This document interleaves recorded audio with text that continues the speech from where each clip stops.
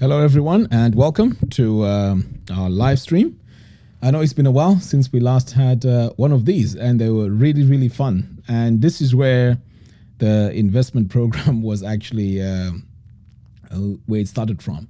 So I'm really excited, to do this live stream. In fact, it was supposed to have started at 8, but I was having issues with all my tech gear. So anyway, so let's see how it goes. I mean, if we get quite a lot of people, I mean, it's cool, we can have it. But if not, this is just me testing all the gear to make sure everything is working okay.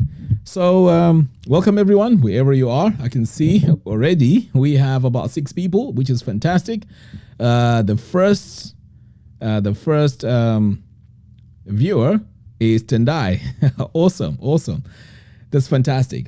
Okay, so what we're going to do today, most of the time, it's just me sharing my experiences. So today we want to make it something. We want to make it slightly different. Okay. How about you guys share your experiences as well?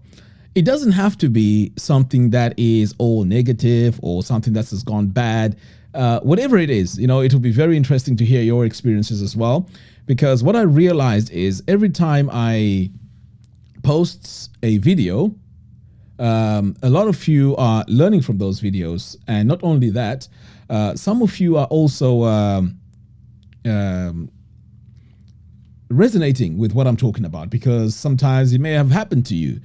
So I want to hear those stories so that at least we can share it all as a community.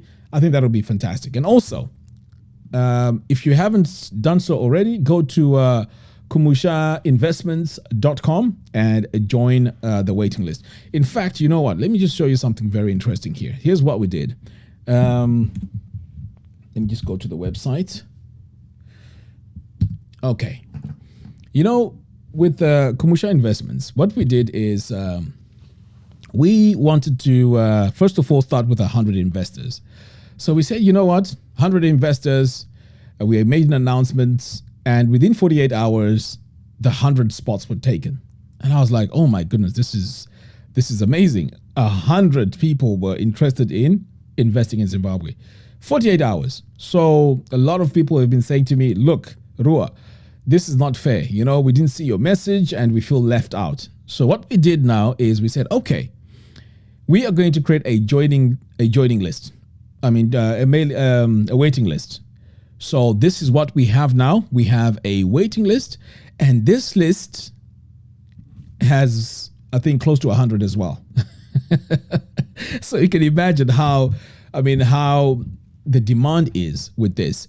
But when we open everything up, we're going to include everyone. So don't feel like joining the waiting list, you've lost out. Nope. I mean, join the waiting list. We still have time to build so many things, make sure that everything is in place.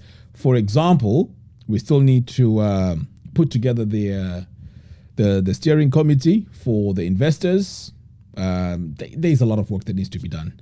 We need to register the bank account. There's a lot to do. So join the waiting list. You get announcements in there as well. So don't feel left out and don't feel like, you know what, it's gone. They have their 100 investors. That's it. Because what can happen is from those 100, you may find that, maybe some of them don't want to do it anymore. So just make sure that, you're on this list. I mean, that'll be cool. So the link to that is kumushainvestments.com. That will land you to this page. Okay. So the phone number. You're probably wondering, what's the phone number? So that's the phone number. So if you can call me on that, that'll be great. And we can have a conversation. How about that? So I'm just going to wait until someone calls in. You're just sharing your experience. That's all. If you don't want your name to be mentioned, that's fine too. It's okay. But I think a lot of people would learn from this. So go ahead, guys, give me a call. In fact, I think my phone is on mute. So let me, okay. Now it was on don't disturb. Now it's off. Tinashe, thank you for joining us. That's awesome. That's fantastic. Yeah, so that number on the screen, if you can call me on that number, that'll be awesome.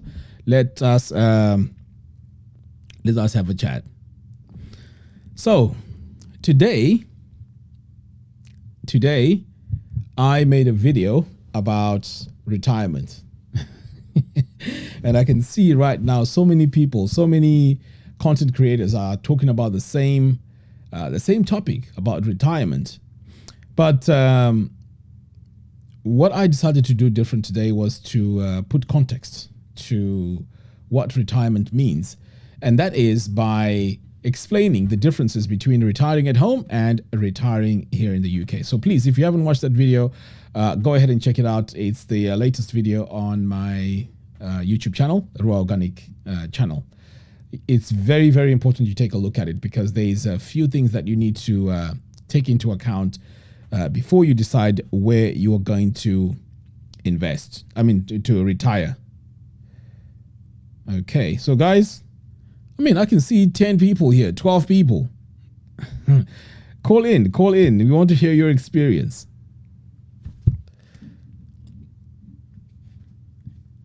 In fact, let me add the number in the chat as well.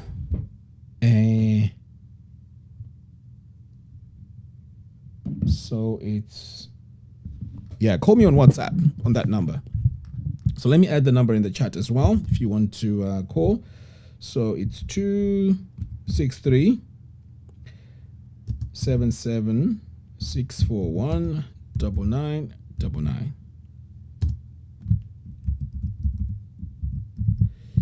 Okay, if you can call me on that. Right. So what I was saying was, when it comes to this retirement thing, for me, what made me really enthusiastic about retiring back home was the fact that I was thinking of who's going to be around me in retirement. That to me was a massive motivator. And I'm sure some of you that saw my first video when I was deciding what to do in Zimbabwe, I chose two areas because I knew Zimbabwe's the main income generator there in terms of the country's resources is farming and mining. But with mining was a bit more complicated for me. So I decided to go the farming route because I enjoy it. And that's the angle where I think I can really retire and enjoy myself. So when it comes to over here, if I was going to decide to retire here, I know there's farms here, but it's not the same, you know. Back home, you can get pieces of land, easier and much cheaper than over here. So that is why that was one of my motivators. Secondly, over here, the climate is not really good for farming. So that's why I decided, you know what, Zimbabwe, it kept on ticking all the boxes. So the other factor that you also need to think about is here, you can only buy your groceries from one place, and that is from the supermarkets. Whereas back home, you can buy your groceries from Bare, you can buy it from street vendors, you can even grow your own stuff at home. That's the massive advantage. So that to me was more appealing. And I'm talking about retirement here, by the way. When we came in our 20s, it wasn't the same. In our 20s, it wasn't the same. It was more, we'll see how it goes. We weren't even thinking about retirement. But now, especially, when my back started hurting, I just panicked and I said to myself, what is going to happen 10 years from now and I'm not as strong as I am now? That really got me very, very scared. Guys, before I continue, please share this live stream as well. And also, you can ring me in. That number there in the chat, call me in and let's have a chat. Share your experiences about trying to invest back home. How did it go? How did things go? And where are you now? So please share your experiences. Anyway, so when we first came here, it wasn't very exciting to think about retirement because obviously you're thinking about buying the new clothes, looking nice and all that kind of stuff. When I look back, yes, in a way I regret but at the same time, it's a learning curve. Sometimes you have to learn and unlearn certain things for you to develop. So as time went on, that's when I realized that, retirement here is very, very important. And that is where now I just started praying every day. Just like you guys, don't think that with retirement I had it all figured out, because you can imagine, I have 5 kids. So you can imagine you're trying to give your children the best education. My children were home educated. So there was a lot of activities that they had to do. My son was playing tennis at a very professional level. We were traveling, pretty much across England for tournaments. Every weekend there was something. We had to travel for tournaments. And then my other son was doing gymnastics, and he was doing it at a very, very, competitive level. He used to train every day. And the goal for him was to be in Team GB, and he was actually doing very well. He has so many medals, very talented. But he dropped off when COVID kicked in. He just felt like, it's just too much work. We were able to do this because obviously the children were home educated. But people think that home education is very, it's cheap, or it's another way out, but it's very, very expensive.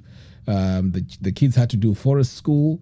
They had to do some online education as well with professionals in the areas where my wife couldn't really cover.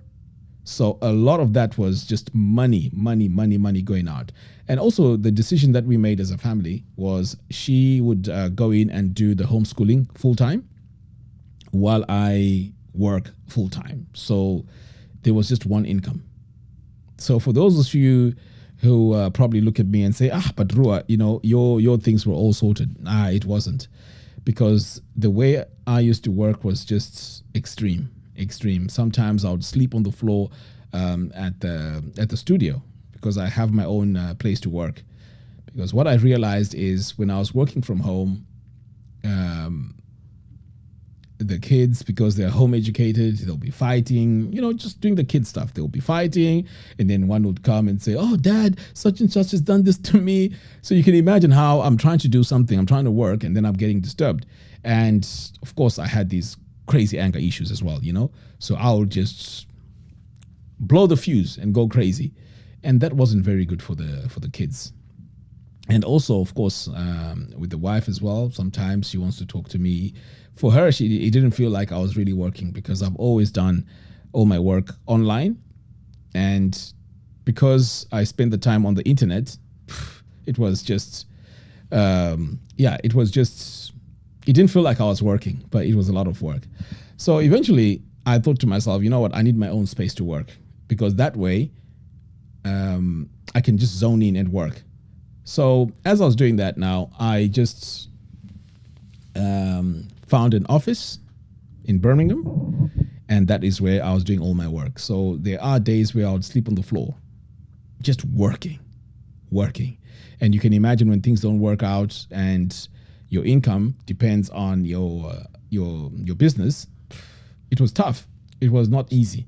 That is why sometimes when you look at how I address certain issues, there's a lot of emotions attached to it, because I lost a lot of things, including things that I wanted for myself. Everything had to go towards the children. We sacrificed so much for the children to get a very good education, and I'm glad, it turned out very, very good.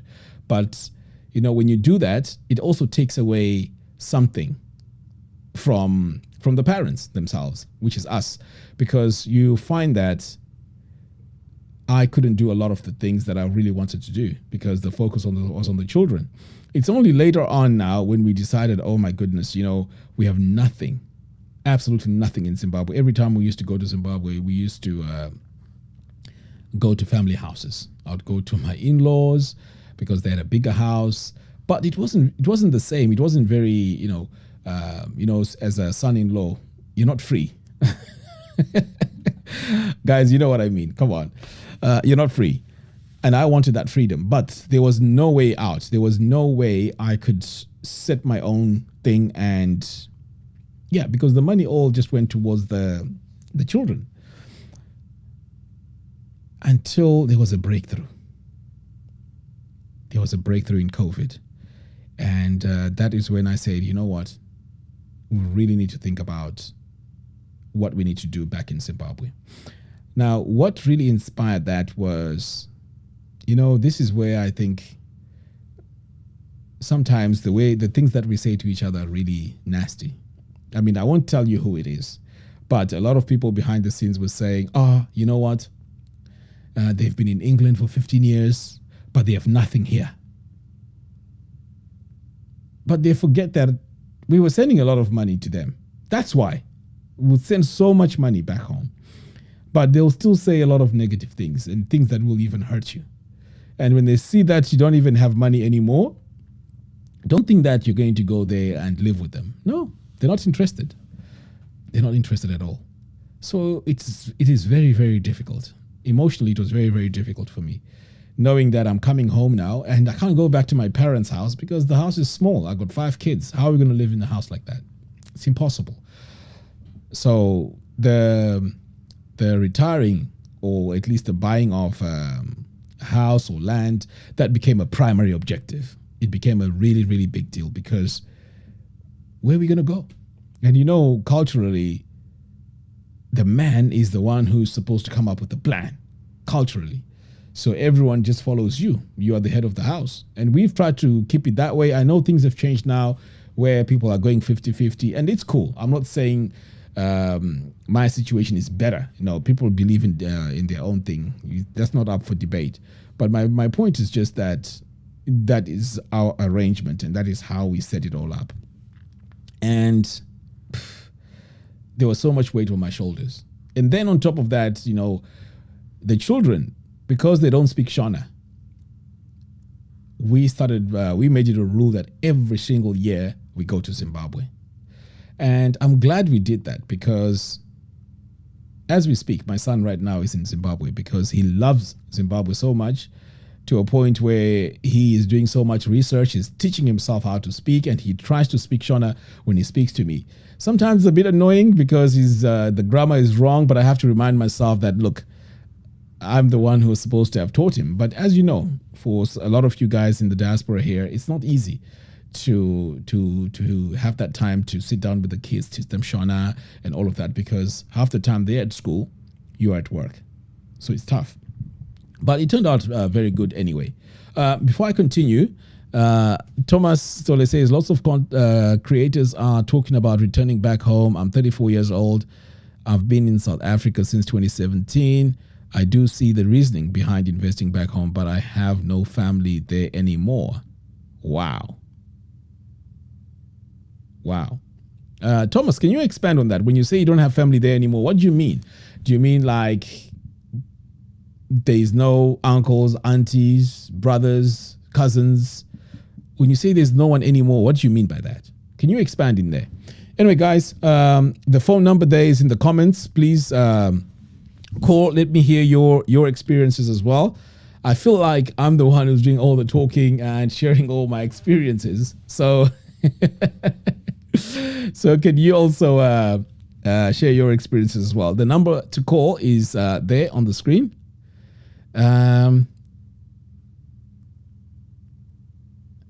Afrofi says, Ruwa got 100K saved. How can I invest by then? You know what? First of all, kudos for saving 100K. That is a huge move. That is fantastic. So there's 2 things here. You're saying that how can I invest? First of all, I think for this for us to have context here, and guys, you can also chip in and let's help Afrofi here. Okay, let's help him out as well. So if you are, it depends with your age. Let's say you are in your probably late 40s. I would say that's when you want to mainly go for land, or even land and building a house. That one is very important. the feeling of having a house back home, and I'm sure some guys here, they have a house back home. The feeling is liberating. You know, I know you're gonna find this funny, but you know, my house back home doesn't have any furniture. I sleep on the floor. The only valuable room in that house is the room where I do my work.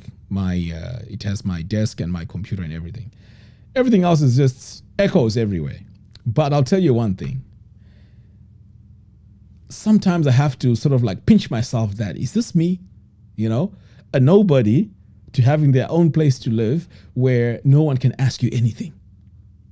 No bills, you know, I mean, yeah, no crazy bills. It's just your house. You can sleep, you can wake up anytime, no stress. That feeling is liberating. I don't know if some of you guys feel like that. It is just amazing. If you do have that feeling, let me know in the comments box. All right, so back over here. So 35 years old. Wow. So you still have quite a bit of time to work, at least 10. So I would say by yourself, if you're going to be, let's say, still working in the diaspora, I would say don't do any projects that generate money on the ground. Don't do that. We've been burnt so many times, and I've heard countless stories. A lot of people call me and say to me, you think you lost money? I lost this amount of money. And I'm shocked because I'm in my own bubble. I live in my own bubble, and I think this is only happening to me. But I didn't realize that it's happening to so many people. So I would say to you, do not give a penny of that money to anyone back home for any projects that generate money. Because I mean, it's going to be a bad experience. Trust me. Unless you have a team on the ground, you are happy to work with, and they are trustworthy, and they have the best interest for you. So what I would say to you is get time, go to Zimbabwe, be on the ground, get some lawyers to advise you when it comes to buying the land. Buy yourself a piece of land and then start building it slowly. If you visit Zimbabwe often, what you can do is you can, let's say, for example, stage 1, you buy the land. Stage 2, perhaps maybe it's, okay, you want to get the foundation done and maybe, you know, a bit of the building off the ground. Be there on the ground and be there with someone who actually knows what's happening. I'll tell you a story. In my neighborhood back home, there's a guy who was building his house from the diaspora.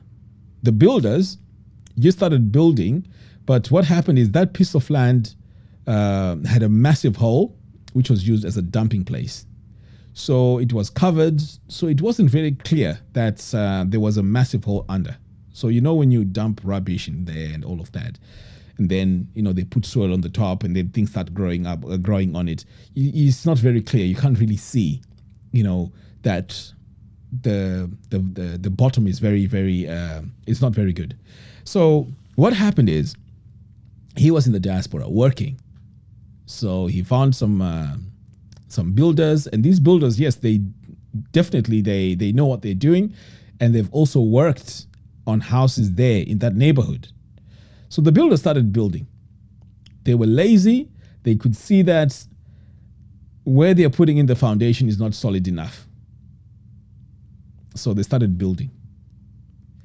They were building as if they were building a normal place until the house was complete. And guess what happened? When they started putting the roof, which has tiles, you know, it's heavy. Over, you know, a few months, the guy started seeing cracks on his wall because the bottom there was not very, you know, solid. They took shortcuts because they just wanted to build and get the money. So these are the sort of things that you need to pay attention to. This is why I'm saying those type of stages, you've got to be on the ground to make sure that at least you can see what is going on with professionals. Because if you make a mistake with that 100K, it'll be very painful, and I can imagine. So I would say buy a piece of land. If you can, buy outside Harare. Buy outside Harare, because the land in Harare right now is way too expensive for a very small piece of land. Right now, I know Aspindale, the land is about, just a piece of land, 200 square meters is going for about 30K. 30K. Imagine. That's even before you start even building. 30K. But I'm pretty sure for 30K, you can get something decent, as you're going outside Harare. And it's less headache anyway, just outside Harare, because there isn't too much going on.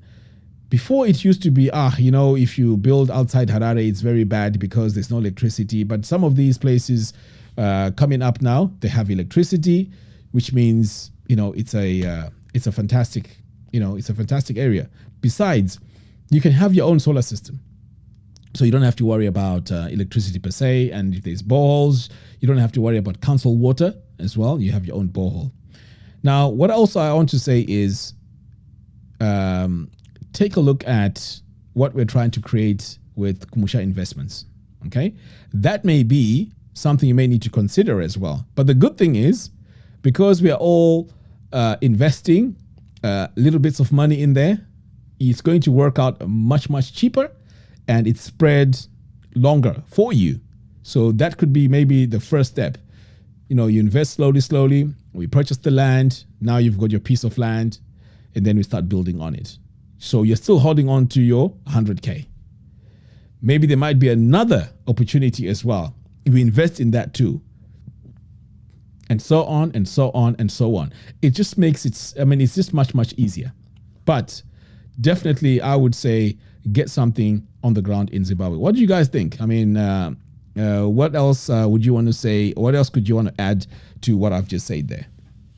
But like I say, the most important thing is no to projects on the ground, because you won't see the monies, especially if you go into things like farming. I have a friend of mine, he was doing watermelons.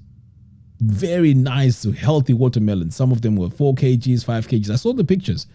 But if I tell you that he got nothing out of that because of the people on the ground, it's very, very sad. I've got so many stories. The rabbits, I've got another friend of mine, he was doing rabbits, all gone. All gone. Not even a penny he got from there. I'm also one of those people, I lost all my my chickens, 1,000 of them. So you don't want to do that while you're working here. You'll get stressed, and you'll lose a lot of money. Okay. Wow, guys, I've been talking all this time. We want to hear your stories as well. Please call me. The number to call is in the comments box. We want to hear your experiences as well.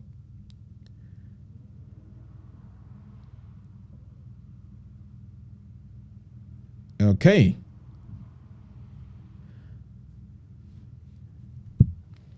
Afrofi, thank you so much for the for the £2. Awesome. Now I like that. Thank you so much. Really appreciate it. Yeah. So it's important you do that, because the reason why I sort of like decided to share my information on my channel on Ruwa Organic was because I knew a lot of us are trying to do things back home. And a lot of things, I think I shared my story here. A lot of things happened to me while I was here. People were just like, what can I use? What word can I use? Jealous or just pure evil. And they really messed up a lot of things for me. But I said to myself, if I'm going to help someone, I want to help them, like 100%. That is why I created Ruwa Organic, so people can actually see, my process, because we have a culture of showing off to each other. That's the problem. And surprisingly, there's a lot of people as well who think they can get me very upset by saying, all you know is about chickens. Sell your chickens. Of course, I'm not going to spend so much energy on that, because I know these are the sort of people that would do so many bad things to me anyway, back in the day. But my point I'm trying to say is I decided to share my journey, my shortfalls. I tried to share pretty much everything to give a lot of people the reality of what is happening. And surprisingly, this has, helped a lot of people, to be honest. I'll tell you even another story, and I hope this young man doesn't mind me saying this story. We actually spoke today. This young man said to me, similar to Afrofi, I'm sure I hope I'm pronouncing it well. He just called me and says, look, Ruwa, I watch your videos. and I'd like some advice from you. And I'm like, advice from me? What can I say, you know? So he said to me, he has $500,000. $500,000 saved. And I was like, wow, that is impressive. And clearly he's younger than me, right?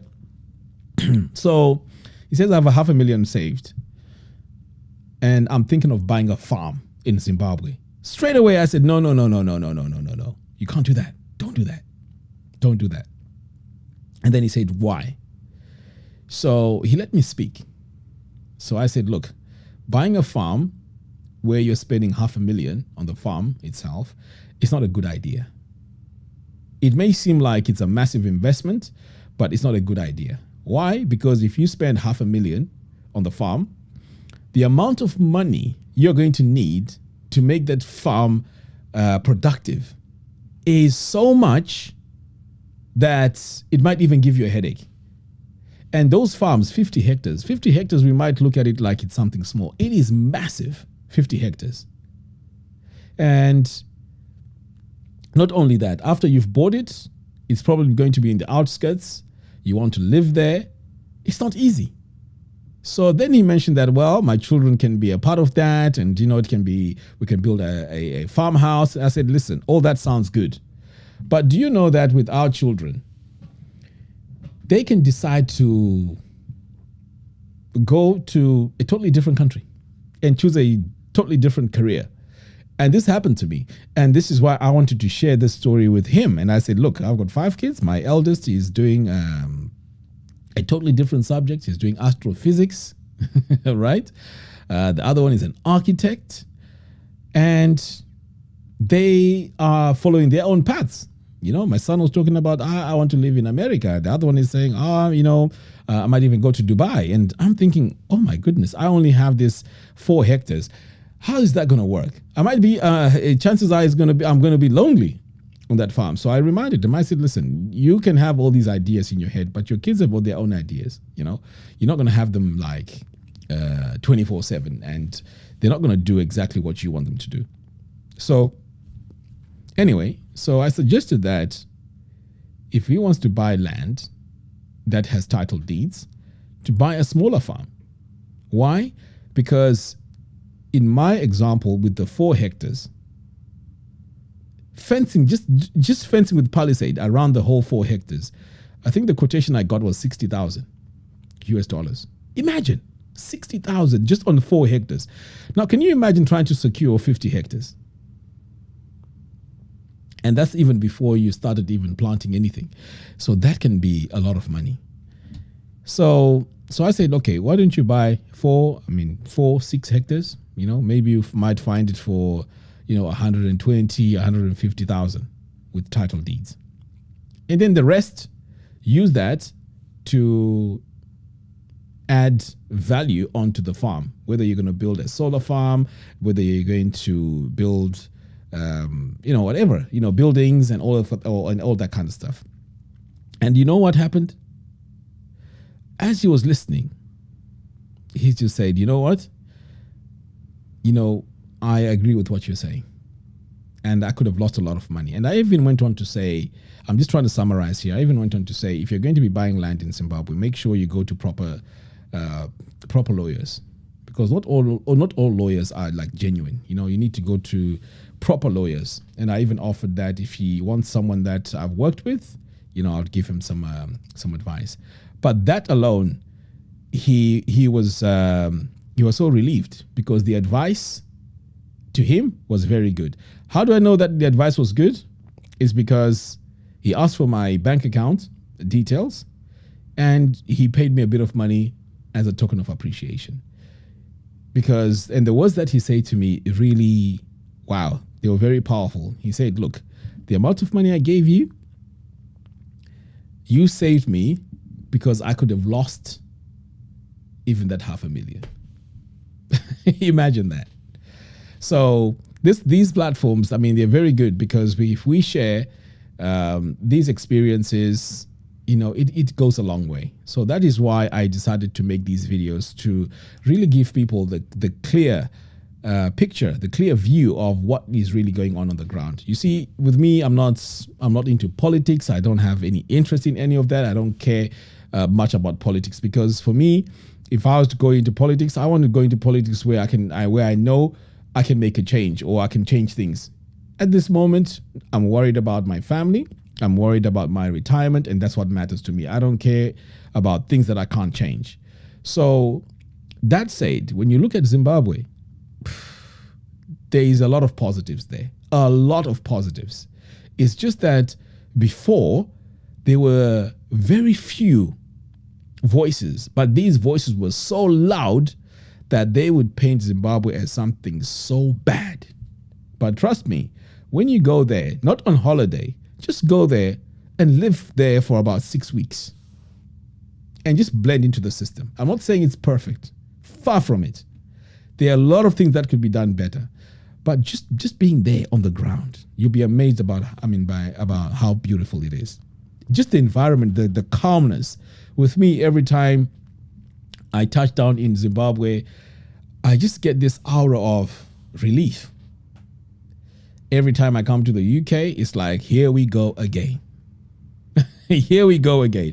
That's how I feel when I come over here. But that's not to say England is not good, it's rubbish, it's all of that. No, I'm at a different point in my life now where I appreciate what the experience in life that I got from England. I appreciated the technology, the people, everything. I appreciate all that. But I think in life we have chapters. We have chapters. And I think the chapter of retirement is better off in Zimbabwe. That's what I think. All right, let me take a look at the comments here. And the 60K fence at the farm will be stolen. Absolutely. That 60K fence will be stolen. You have to secure it. So it is crazy. It's crazy. So it says, look at the fencing Ian Smith left on the edges of the highways in Zimbabwe. All gone. Yeah, definitely. So imagine fencing a 50-hectare farm and then trying to secure it. You're going to probably have lights everywhere, motion sensors, and that's even before you start planting anything on it. It's crazy. It's crazy. Okay, Mr. H says, hi, Ruwa Organic, keep up the good work. What do you think of a water park in Ruwa? Start small and grow over the years. Right, a water park, I don't know. To me, it sounds like that is going to cost a lot of money to set up. That's straight away. And also the experience of, I don't know where we're going to get the water from, because in my experience, the borehole wasn't producing water, you know? So it might be a challenge there in Ruwa. But I think there's other things that could be done. But with to do with water, I think it's very tricky. But that said, I don't know if you guys saw, what's his name? Shamiso Farms. He has plenty of water. Plenty of water, but he's also in Ruwa. Plenty of water.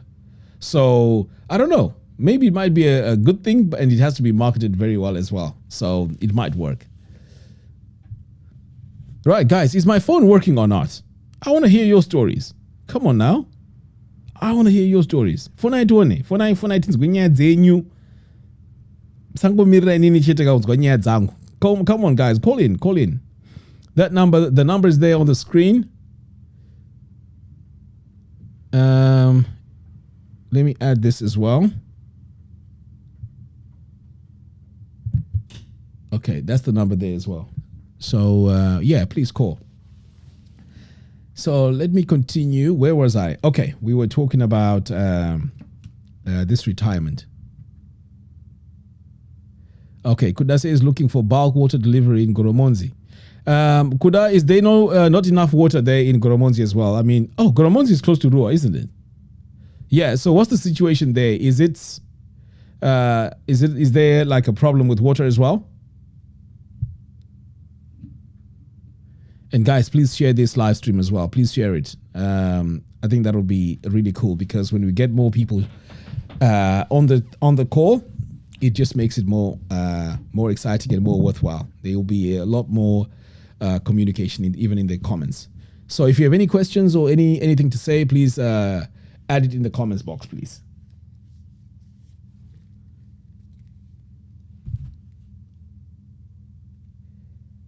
Okay.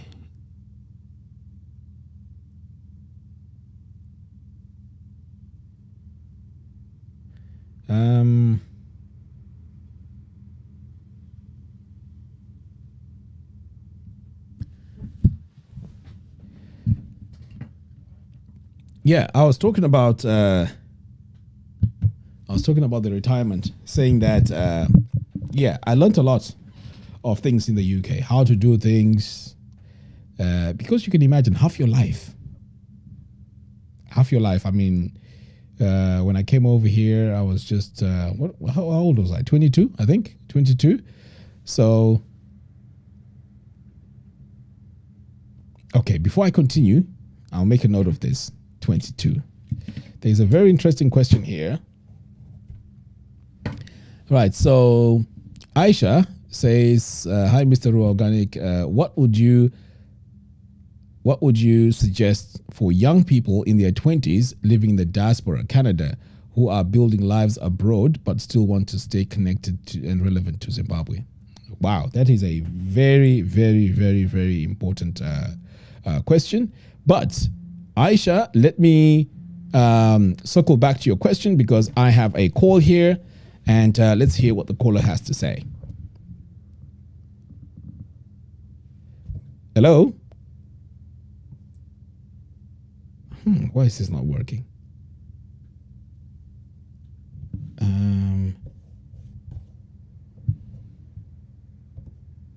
Hello? Ruwa, when you were organics. Yes, how are you? I tell you very safe. Aiwa Bobo. Dini zong, Afro fine. Okay, yes, how you doing? Go dar settings. Right, it's Gaga. Let's do this in English, just in case panenge panewano anenge washda kunzwane chirungu as well, you know? Okay, that's fine. Yes, so tell me your experience. What experience did you have maybe trying to invest back home or even here, you know? Investments back home in particular.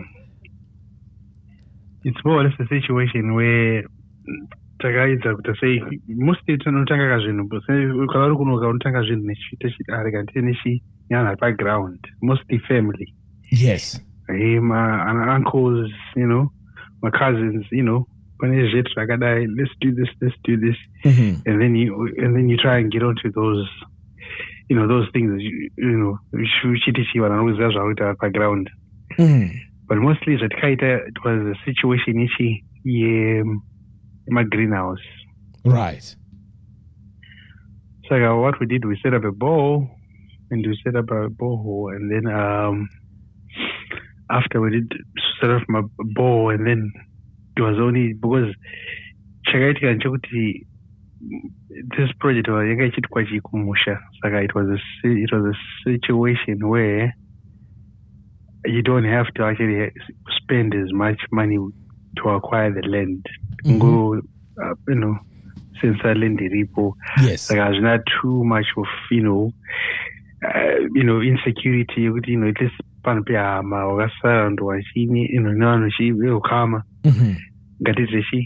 kumusha because anamwena sekuru vavakura vanguchengetwa zvitangu seboys tangu taseidza kuchengeta anambuya nasekuru. Yes. So that being the situation, the people who were managing the project, more or less a greenhouse to set up everything, bought the equipment, mm-hmm. set up, you know, look at my models and sense why, you know, different, you know, jurisdictions in the world, you know, mm-hmm. Israel, you know, Egypt, mm-hmm. Netherlands, different systems, you know, a bit of informed. Yes. But the whole system, the whole situation, the project was set up, invested, about 20-25 grand to set up the whole project here. But it flourished, initially it flourished because the idea was saying that let's grow cucumber really is. Right. My tomatoes are a problem. You're blight, you have to biocontrol. Whereas cucumber, to an extent, yes, like you biocontrol in and out. No change disinfect. Yes. But I know that whole risky red whatever red sort of my parasite and infect and red spider, I think. Yeah, red spider. Yeah, something. Yeah. Yes. Yeah, it's like we try to eliminate, just going by research. Jesus, in a minimalistic it was in high tolerance to or resistance to infection. So the whole thing is the project went well successfully, for about 2 years. But the whole situation that came about, which was problematic, is nyaeshi because you say yield, you expect yield cut. Yes. But the problem is the yield it wasn't actually being realized. Right. And what transpired was the CCTV, monitor, and then but the problem is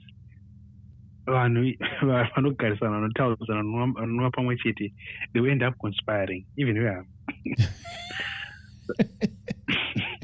So that CCTV, you're thinking, I've given, 1, 2, 3, 4 people to overlook and have oversight, so that at least one has it isn't right. Right.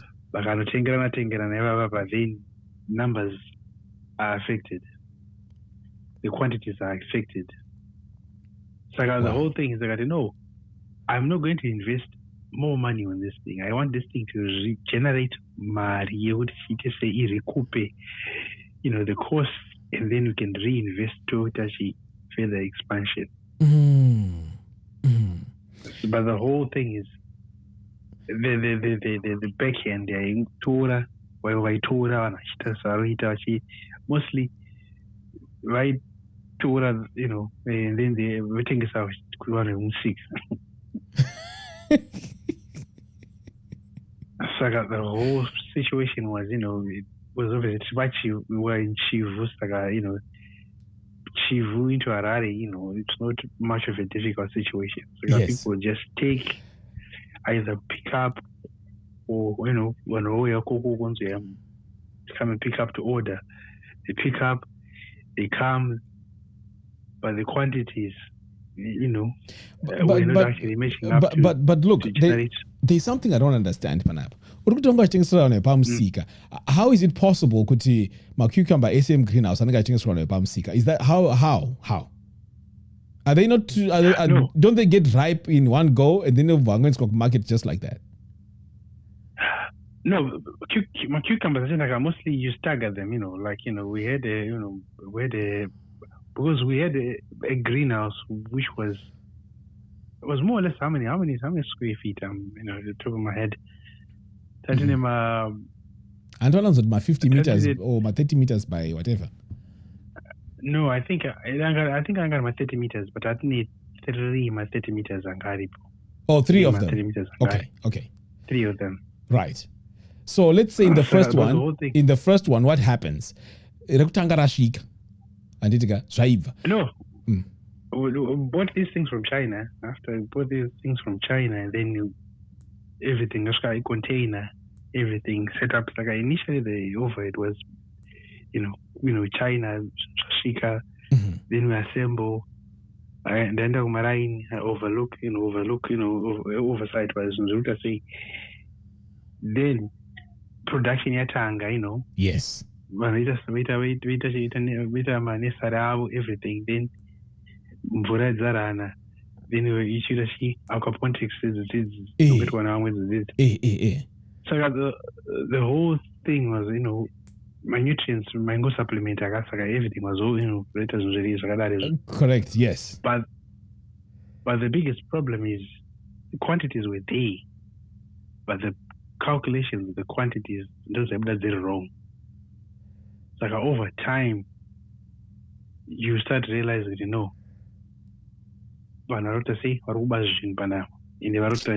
they're coming together, conniving, steal things to have extra money. Oh my because goodness. there are people who are in the same area and people, who want to, have, their vices of drinking and, one or two. It's very sad. It's very sad. Kuti, and I'm sure a lot of people in the diaspora have tried to do some sort of projects, Kumba, but they were sabotaged. Nevano actually who are supposed to be making it work.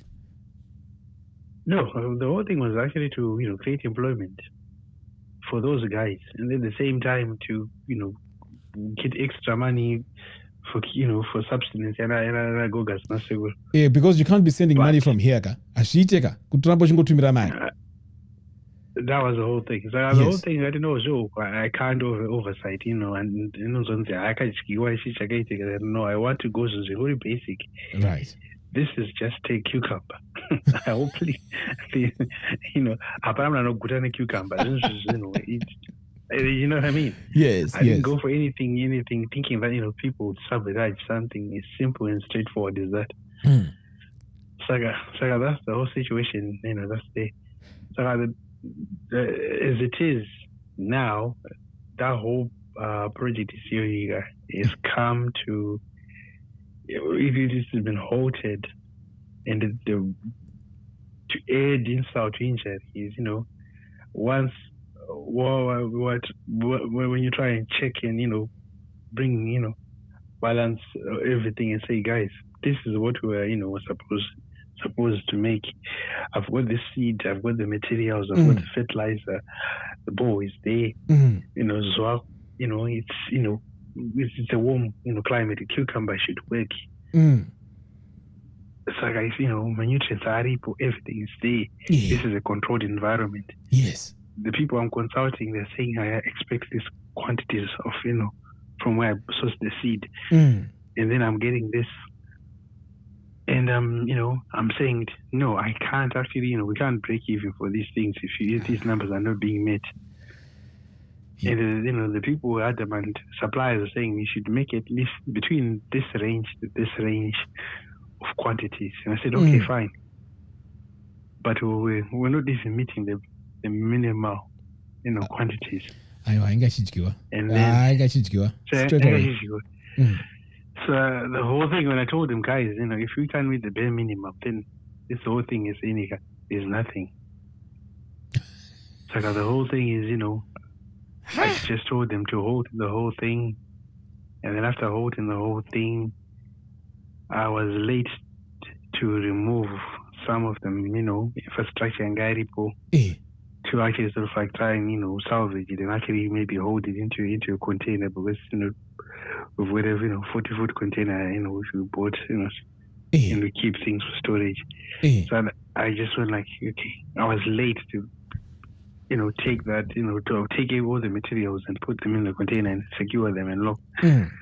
So some of the stuff, I think almost 1.5 stuff in my greenhouse was sold off and stolen. God knows, some of the things the greenhouse was Rabiwa futi. Rabiwa. Man. Rabiwa. So the whole thing is, but we're going to the extent of actually having dogs there, because obviously just for general security, dogs is apparently pinned. But the problem is if you're here and you're having stories after stories, and you're trying to make the maths work by sitting on a calculator and saying, guys, we're expecting this much for harvest, and then people just fall short. And then you realize, you're dealing with people are just sort of like taking my backenders and stuff like that. So we just had to hold the whole situation. just leave the whole ball running for everyone, and solar panels were there, both we had bought them already, so we didn't have to invest in solar panels, But unozaka nyaya kutaura kaika inorwadza because you had everything. Ball riripo, you've got the greenhouses, maseeds watenga, research waita, and then they just shoot themselves in the foot. They shoot themselves in the foot. And then apa uri kuexpecta mari futi inenge ichibva kunoko. Yes. I told them, I'll pay you, I was going to pay you, for the first, 3 to 4 months, getting up and running. But once we sell this first produce, when we meet my quotas, then, then I'm sure we can actually get, a couple of hundred from all this, but we're not meeting the quotas which were viable to make it a viable business to cover costs and then the overheads. Sorry. You know what? You can't keep on paying people. No, you can't. I didn't want to say this story, but I might as well, say it. Do you remember the video ndakagadzira nchiti ndakutanga mabroilers ndikutanga ne200? Yeah, I remember very well. Right. I'll be follow. Chinzwa manje. I did the 200 anditika. They didn't grow. Angasingakuri. What's this? And I think I made a video as well. And started my 1.2 kgs. So I was lucky to find a guy who was advising me on what to do. You can call me, and I can work with your guys on the ground. So it turned out the issue, they were not fumigating after the chicks go out. So I did several batches after that. My batches, okay, my chickens had to eat, right? So from my analysis and from people that I speak to who are also doing my broilers, it's able to buy feed for the next batch, and also buy even my chicks. So I need first batch, okay, and I got okay, that's fine. We made mistakes. Second batch, okay, I can understand. I can buy some feed. Third batch, mariramba ichuya kubva kupi? Iri kubva kunoko. What is happening? No. Takata mistake pakati. Okay, I get it. That's fine. Until we go to a point, the guy who's helping me, I got look. I asked you guys for my reports every day. If a chicken dies, I need to know why. Weigh them. I need to know what's the weight so I can help you guys out. But the boss asked you. So I'm thinking to myself, okay, how long am I going to keep, funding this whole thing ish? So I just went crazy. How can I go 3, 4 batches, 5 batches? And the feed is the expensive part, But because the guy is there, sometimes wakashikirwa.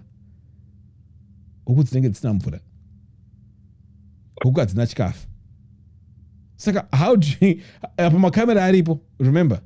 My camera aripo. Saka, when you go in my blind spots, they pretend to go basa, and sometimes paninga around 400 my chickens. Right? 400 chickens. So you think to yourself, Kuti, how can we keep funding this thing from here? Saka, yeah, paninyaya. Of course, right now. The culture is. I don't know if it's I don't know why it's sabotaging or it's it's laziness or it's short-sightedness or it's I don't even know what to call it. Because if I eat, you eat. Exactly. We all eat. And then if I've committed to 3, Mariango, created employment. We are going to roll off this whole thing, the whole place is a place, the whole place is a we can take over. Instead of we're supplying the whole of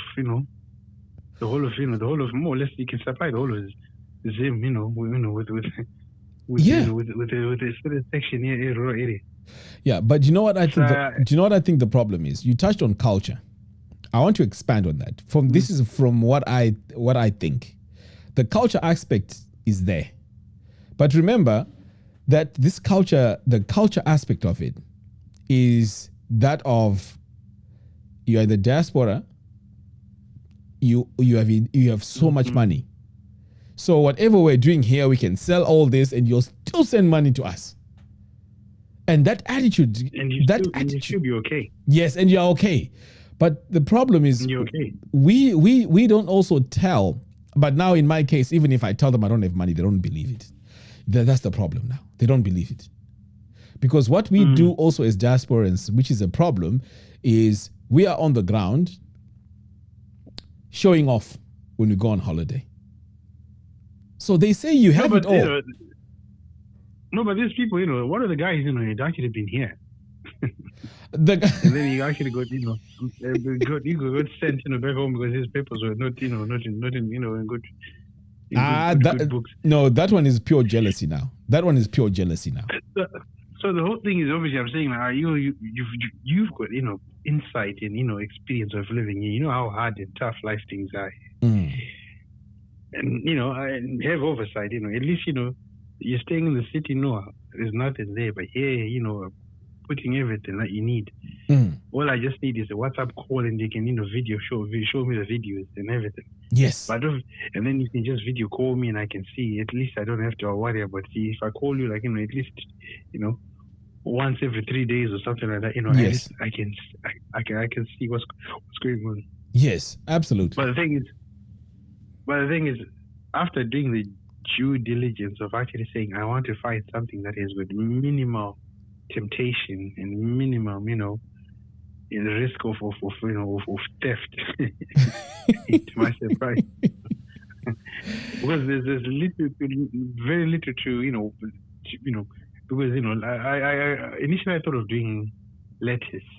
Said lettuce is it's good, but let me just do cucumber, because I think if I go cucumber, the cucumbers that we get here in the West. Yes. That variety, that long variety. I thought, okay, let me introduce that variety here in cater to restaurants, spaces, places, everywhere people have a barbecue, they want a bit of cucumber, lettuce, tomato, that sort of thing. Yes. So that was the thinking of if I get into that market and even run with that side of things, at least and hammer down on that.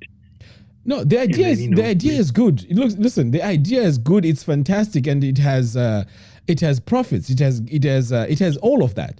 It's the people. It's the people. So I've just resorted to just I'm just going to take a sabbatical. Maybe a year, leave my job, and then double down. And then put myself on the ground, and then have to do it myself. But look, some stuff is still logged in the. But look, you said you're 35, right? Yeah. I would say those things in the container, take them to a trusted somebody on the ground, and then just have it stored there. Just find someone you can trust, and just store it there. Some of these projects, even me now, I don't even want to have anything to do with family. Whether it's the house, can you believe that in my house right now, my house is empty? I've fallen out with people. I've fallen out big time with people. There you go. Because I'm coming with the proposition of, okay, I scratch your back, you scratch my back. Yes. I'm telling them, okay, here's one. We do this from one. We make calculations, projections. Here with that, we can create an industry out of this. Work with me, I'll work with you. I'll take care of A, B, C, D for now, because obviously I know there's temptation to do the wrong thing, but let's make sacrifices and then this. But a bit of alcohol with this, and a bit of women there, a bit of bed deaths here, a bit of gambling there, God knows what, a bit of bragging, a bit of that. everything comes crumbling into to dust. Yeah, you see, that is Like why. you just said. That is why when I remember it's Captain, we were on this live show, Captain Malachi, when he suggested that we set up this investment thing. To me, I've sat down and I've really thought over and over how else we could do this, and I think this is the best because the people in the diaspora, at least we speak the same language, right? We speak the same language, and I think that's the only way we can set up our own thing and invest in our own thing, which we can run professionally. That's very true. That's very true. Yeah, with the expectations of how you would want it. Like for example, you're saying you want an update after every 3 days.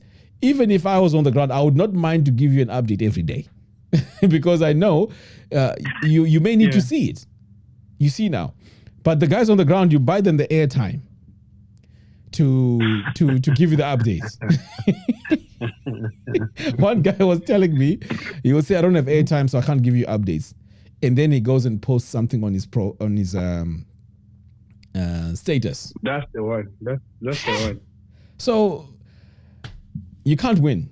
You can't win. So it's crazy. So this is why I'm saying, No, it's crazy. Yeah.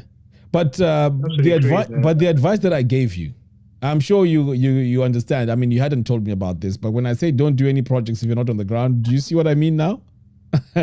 You even knew it yourself.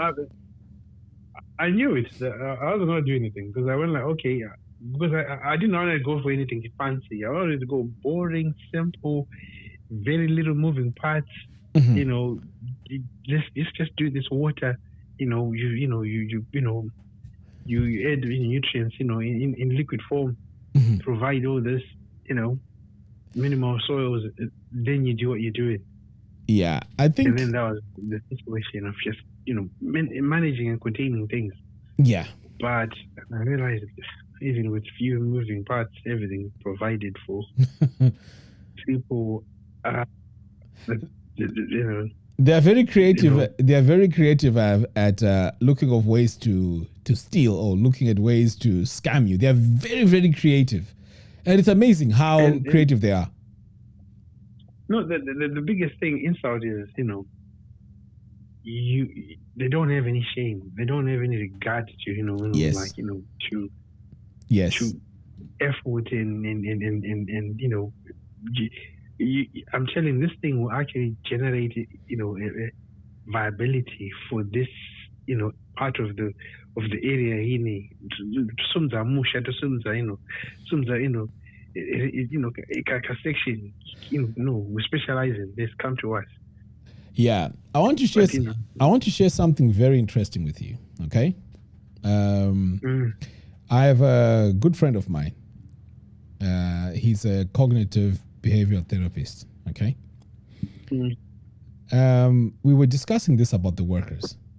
So when I have a meeting with the workers, I tell them, guys, I want this place to flourish. I can build you guys houses where you can, raise your kids there. As long as you're doing my job and we are making money, I have no issues. I can do this for you. Your kids, even the school fees can be taken care of, right? But all you have to do, guys, is to work. So do you know what James said? He said, what you are telling these people, they can't comprehend it because they haven't lived it. Do you see what I mean? They haven't lived it. So it's like you're promising someone something they have no idea, can even work. So to them, it's like you are saying things that don't care, don't matter. They want to live for today. You are promising them tomorrow. They don't care about all of that. And they haven't experienced it. And they haven't experienced it. So it's like a mindset. So we have... It's yes. a very bad space, a bad place to be. Yes. So we are expecting too much from these guys, whereas they don't understand it. He gave me a very good example. He said, look, have you noticed that, let's say you get married to, let's say, a woman that was constantly being abused, right? She's beaten up and all of that. And here you come, Mr. Nice Guy. It's almost like she's expecting that abuse from you. And if she doesn't, she sort of like craves it because it's a part of her. It's a habit. Do you see what I mean? So it's the same thing with these guys. You're trying to give them something they're not even familiar with. No, they can't. They can't comprehend. They can't comprehend. Exactly. It's actually better to get people who are yes, who are non-relatives, and then you just correct. strangers get them and say, this is a professional thing. Here, this. The problem is the person who is managing these things. He has to be someone who's steadfast and someone who shares a vision. If they don't, no. You see, that's the problem. That's the problem. That's the problem. These guys don't even need to see any vision. They just need to do their job. That's what I realize now. The vision is for us. They just need to do the job. They just need to do the job, and that's it. If you're an agronomist, you come, you tell me, I need to put this in the ground. The leaves are like this. We need to spray this. That's all I need to know, and I pay you for that, and it's end of story. Yes, the dream remains with you. I think that would be the best way to approach this and work with this. So yeah, it's very true. It's very true. Yeah, so it's yeah, it's crazy. But anyway, the best thing you can do, like I said to you in my advice, is to just focus on something where you can build yourself a decent house where when you go back home, you've got somewhere to live, and when you do decide to retire. The whole thing is I actually sort of like started building, thinking, okay, everyone's building, rural setup. So that was the angle that I was saying, okay, when this thing takes off, at least I can have something that can blossom into like a plot, something of that nature. Nothing big. But obviously, I'm just thinking, why would you live far away from a plot? I already, I know, our rural home is there. I can just have my own space there. Everything there. Just build 1, 2, 3, and then just do you, and then you just sort of manage, maintain things. That was the thing to know. There's no need to want to be a city dweller, and you can manage and your own things, and you can just you pick up there, 1, 2, 3, and then you can in and out, motorbike here, there, quad bikes. You're done. Yes. But now, but now you need to change how you think. You can't go wrong. You can't be sitting on that money for the next 5 years. You think it will lose a value. No. I'm invested. I'm okay as far as I'm invested. I'm in the market, good. So I'm not really like yes, sitting on it. But it's only like I am just trying to sort of like okay, I take a chunk of it and okay, let me put it and diversify from this, because you can't keep on give him an all-time high. Yes. So okay, yes, it's sort of like move into different into Yeah, I mean, I would say I would even say if you are going to build just outside Harare, or even if you have the appetite, build in Harare. You can't go wrong with that house. While you're living in the village, you can rent it out, because rentals in Harare are going to be massive. Right now people are paying 500, 600.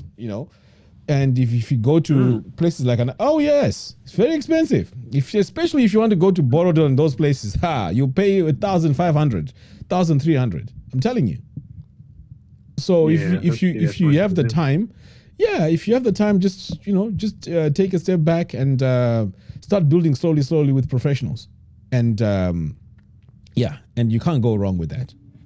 You can't go wrong with that. Yeah, no, that's very valid. Anyway, don't worry, I'll be in touch.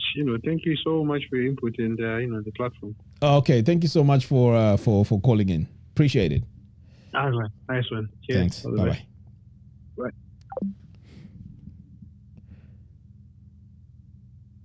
Right. So that was a very good chat. Is anyone ready to call? In fact, I have Mr. Choto.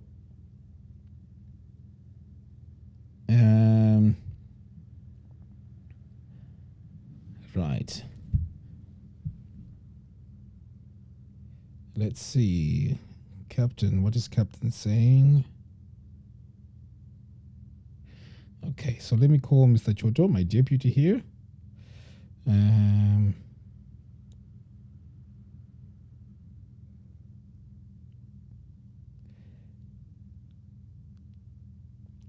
So, guys, you see about this investment that sometimes it's not just you think it's just you. I mean, look at the last caller. It's very sad. You buy everything, you know, you purchase everything, and in the end, it's sad. Let me see if we can get Mr. Choto here on the call. Hello? Yes, good evening. Good evening. Right, before you speak, I'd like to introduce you to our viewers and our community. So, ladies and gentlemen, this is Mr. Choto. I'm sure you've seen him in the group, in the investment group. He's my deputy and senior vice president. So he's helping me out a lot. He has a lot of experience in investments, in investing, and he's worked for. I'm not sure if I should mention this, but anyway, he's worked with a lot of firms, and he knows his stuff. And basically, you know, he's helping me out, making this dream come true, this investment vehicle that we're trying to build come true. So I guess you might have quite a few questions in there, and perhaps maybe he wants to share his experiences as well. So, Mr. Choto, welcome to the call. Thank you very much, Mr. President. Actually, you're my president now, so since I serve at your pleasure on the board. Right. So what are you going to do? Are you going to share your experience with us, or I mean, some of your experiences in investments, or maybe perhaps you want to talk about your own, I mean, your actual experience? I mean, either way. Yeah, well, I mean, you know, all I can say right now is that I just want a lot of the audience to understand, okay, every single one of us has to think about the future. Okay, it doesn't matter who you are, doesn't matter where you are right now, doesn't matter what the situation is. We have to think about the future. Whether it's and of course, every person has a goal in the future. Mm-hmm. So, if you look at what's happening now with the geopolitics, okay, mm-hmm. a lot of the first world nations, they have a lot of problems in terms of their fiscal. Okay. You know, if you look at the U.S., they don't want a lot of the immigrants anymore. They're sending them back home, okay? Mm-hmm. Because there's a lot of strain on the finances of their government. So what they're doing is they basically stopping most of the migration, and they're going to change it to have a quality type of migration, okay? So that they can have people who they really need, the scientists, the innovators, all of that. And then they're really going to stop bringing in people that they don't need, okay? Mm-hmm. And what that does is that now all of us have to start looking at options. And of course, home is always home, right? Mm-hmm. When you don't have anything else going, you always have home. Mm-hmm. So anybody on the call right now, you're worried about your job potentially or not potentially, but you know, or you think things are always going to be great where you are right now, but all we're saying is think about the future, and home is always home. But what I can tell you is that anything that you're doing in Africa today is a great opportunity. I'll tell you why. Mm-hmm. Because Africa is still the continent that's going to rise into the future. And I'm sure you've heard this story many, many times, right? Mm-hmm. But the truth of the matter is a lot of the things that is required are starting to align. Okay? Right. They're starting to align.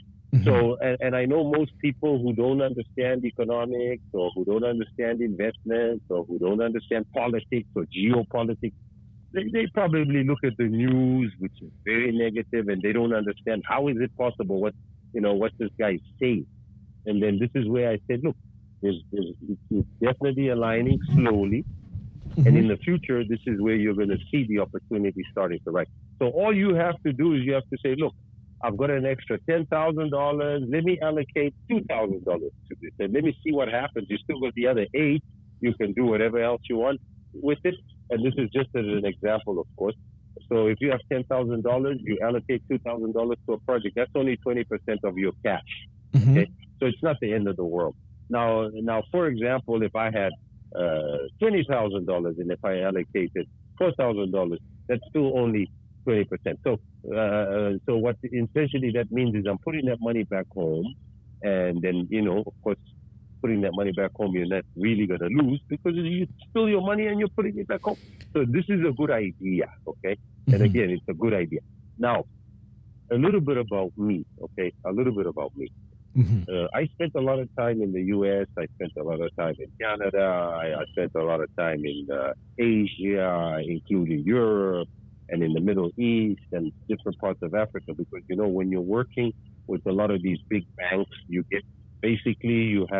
they employ hundreds of thousands of people. And then what you do is you have a big portal, you log in, and then you basically choose the country that you want. And because you've got a senior position in those banks, you can pretty much apply.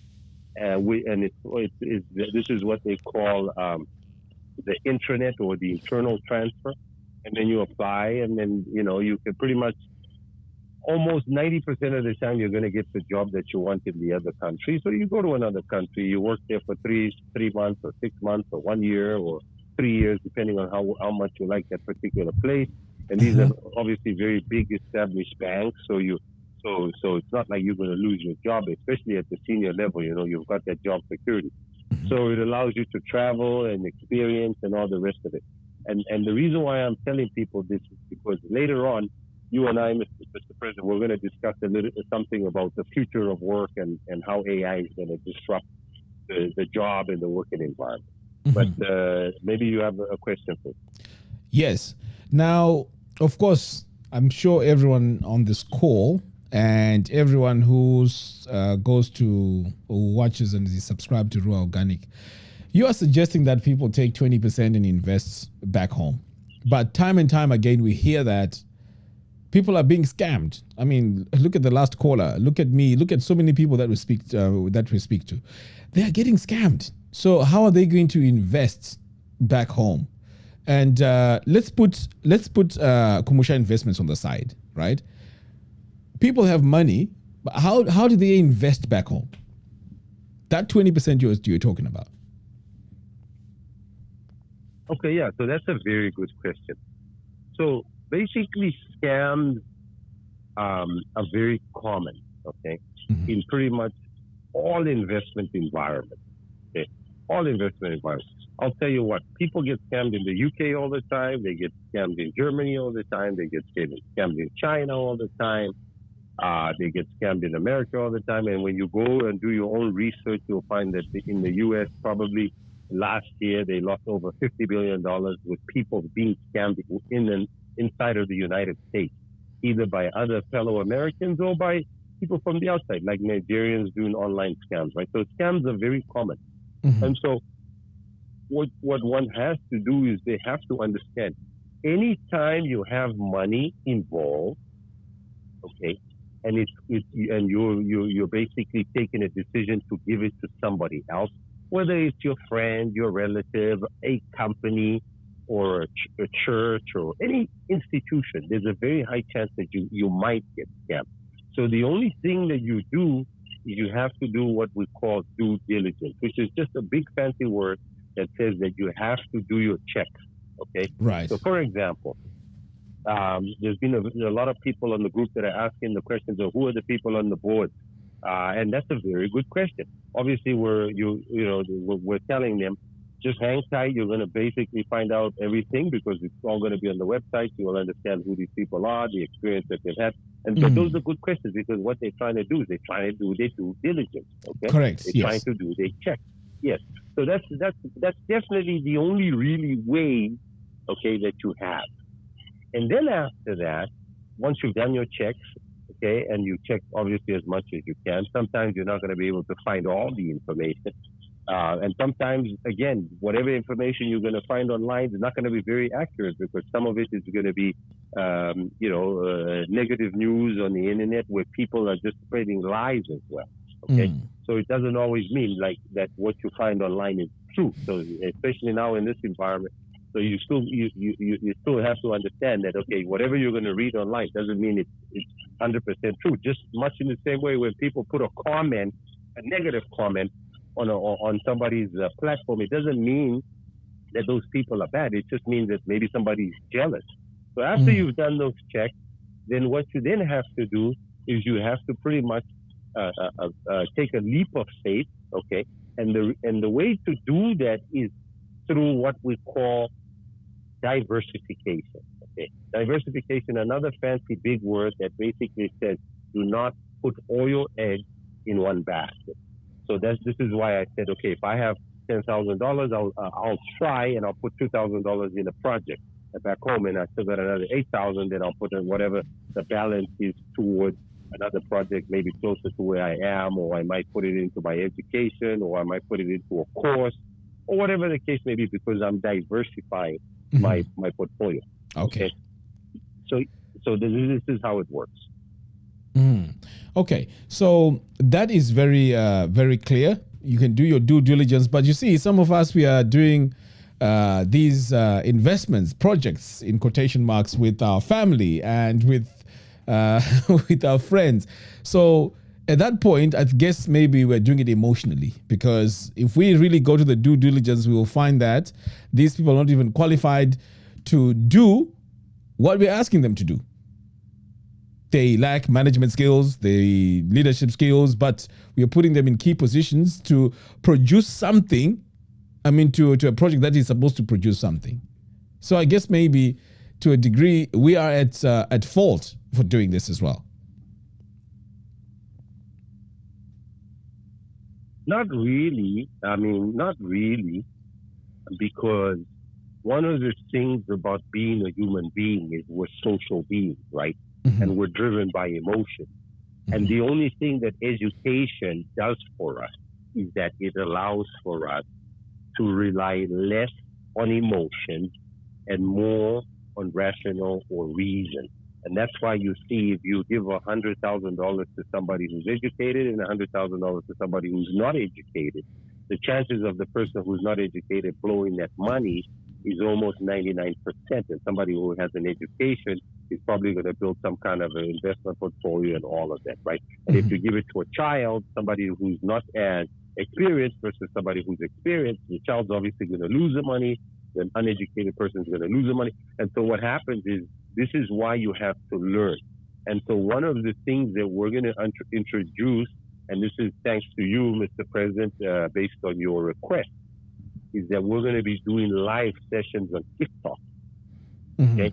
And I remember when we were sitting having a board meeting the other day, you said, you specifically requested the TikTok because this is the fastest growing platform, and you can see why it helped Mr. Donald Trump win an election. A lot of people are on it. The format is much shorter.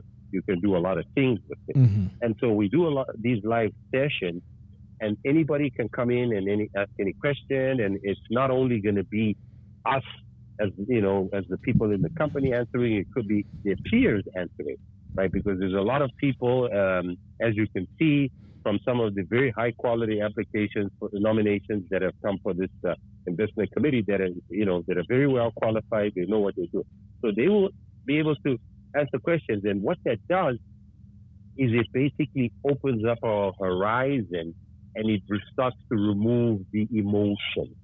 Okay? The emotion. And that's a big theme of what we're trying to help people to understand, is remove the emotion. Okay? Remove the emotion. No, that makes sense, because the emotion is the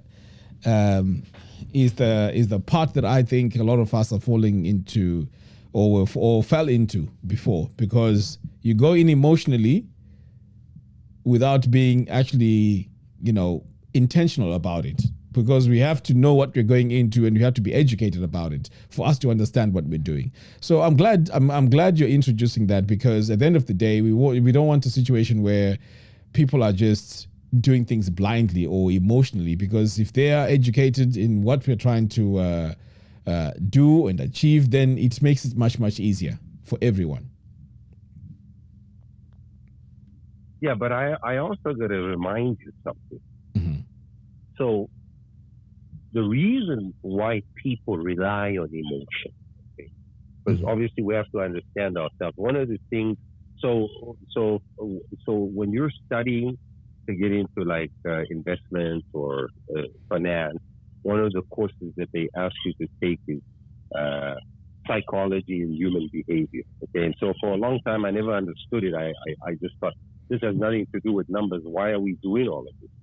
Is because as human beings we have a training. Okay, if you come from a not so wealthy or rich family, your money skills are going to be very poor. Okay, that's why they say people are poor.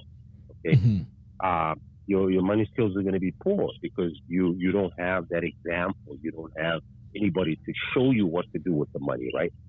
We all get the same dollar. We all get the same pound. And sometimes you'll even notice that you've got people who you earn the exact same amount of money with, and the only difference is they have a different set of results. Okay, different set of results.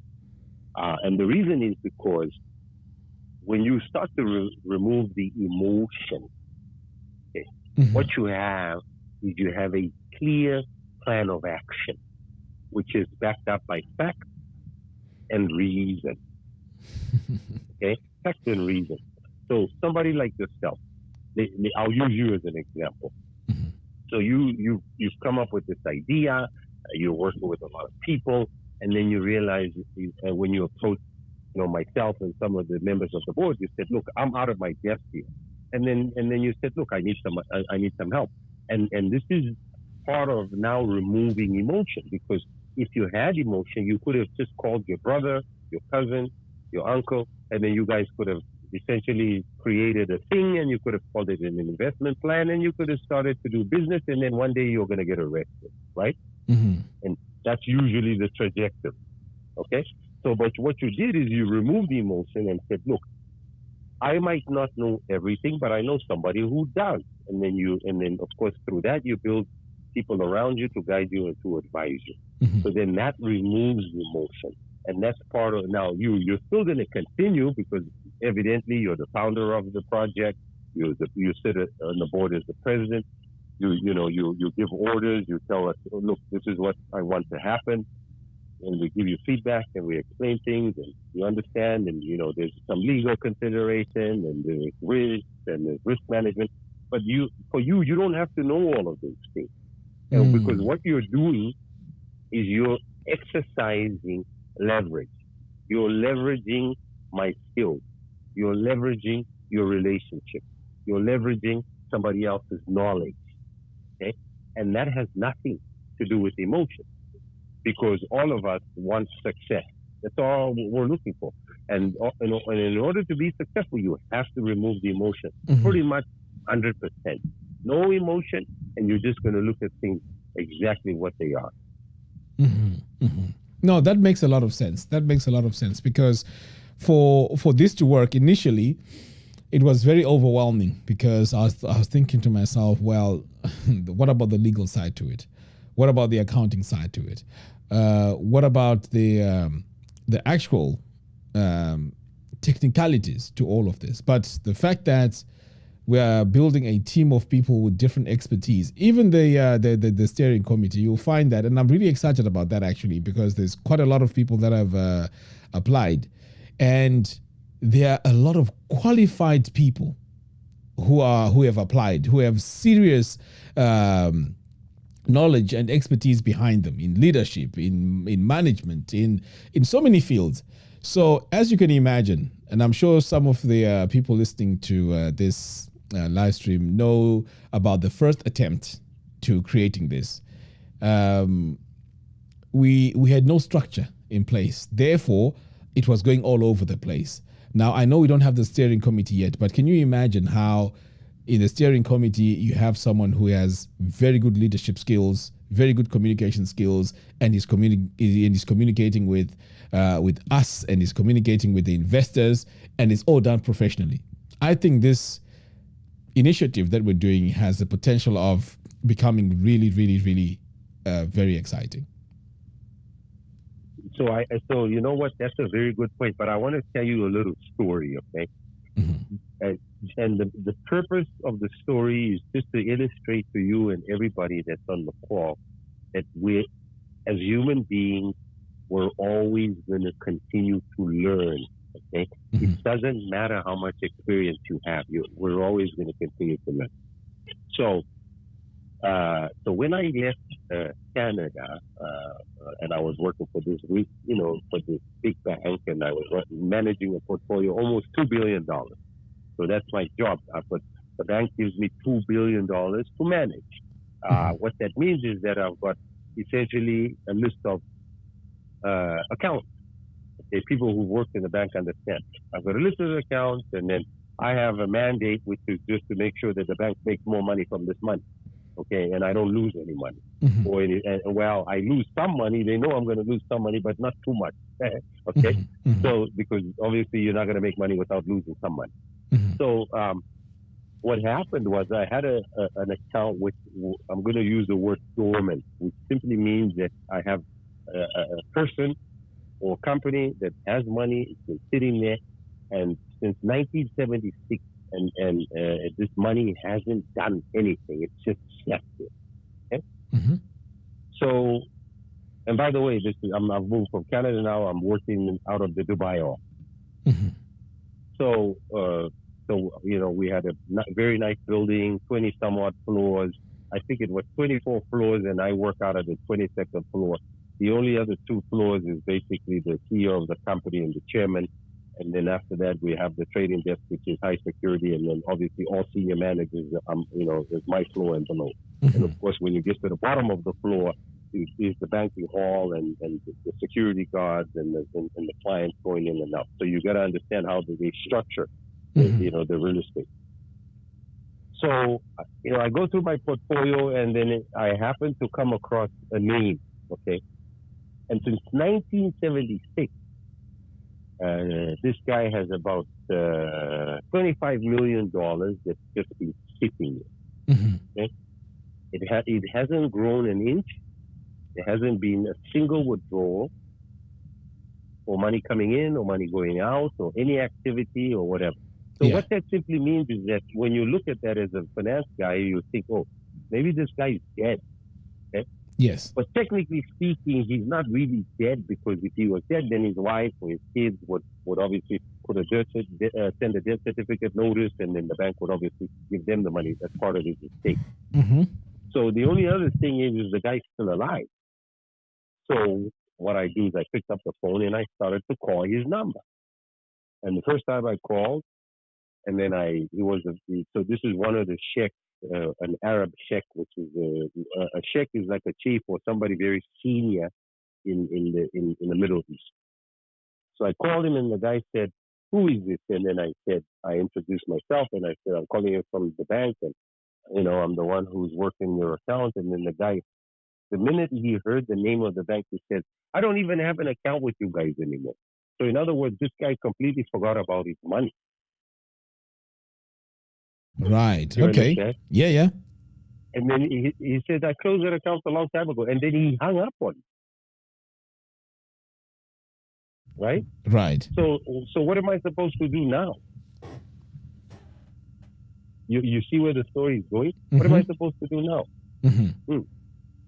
So what I did is I said, okay, obviously this guy is still there. So I said, okay, let me keep trying.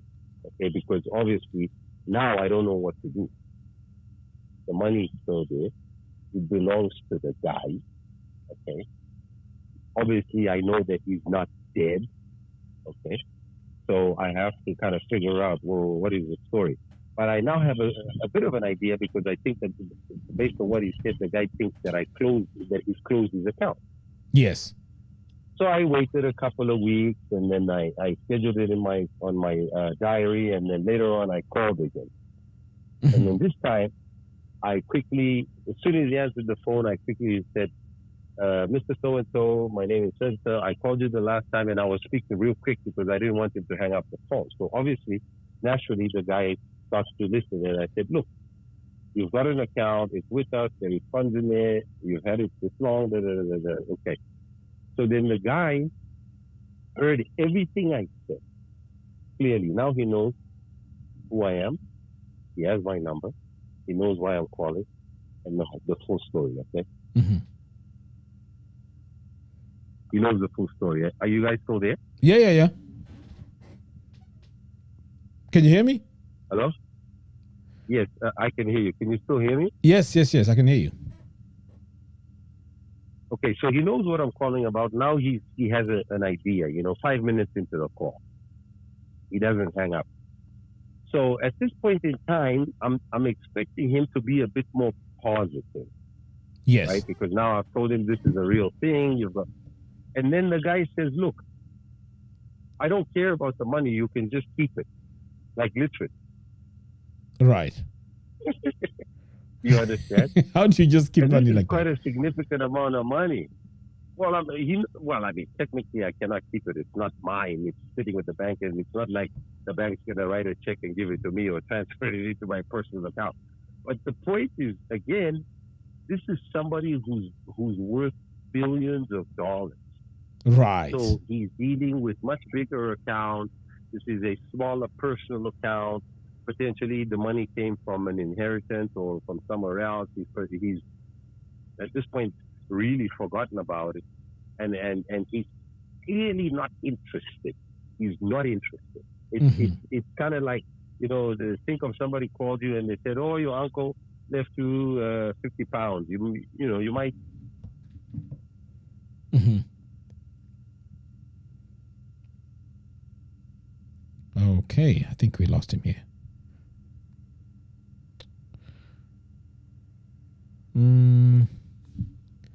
The call is still on, but hello? Hello? Oh my goodness.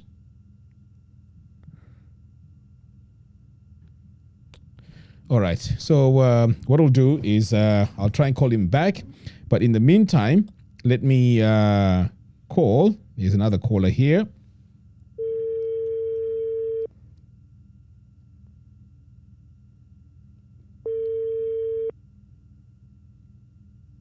Hello?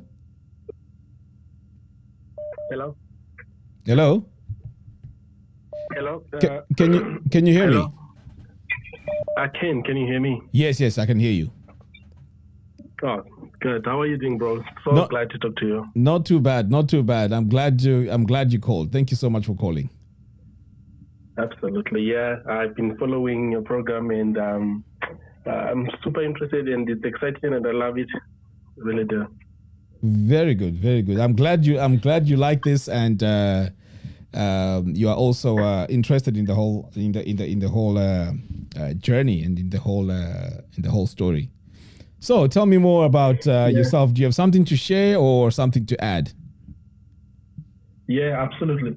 So just to tell you a bit about myself. I myself lived in Cyprus and Turkey for like 7 years, and I have background in software development, like building apps and websites and stuff like that. I know you do that. You do that kind of stuff too. Yes. So obviously, after living for like 7 years without coming back home, I felt like, I want to go back home and do something, and farming was the first thing that was of interest. And I did come back to them last year, and lucky enough, my dad owns like a 55-hectare farm in Chinoy, just like 10 kilometers away from Chinoy Caves, between Chinoy Road.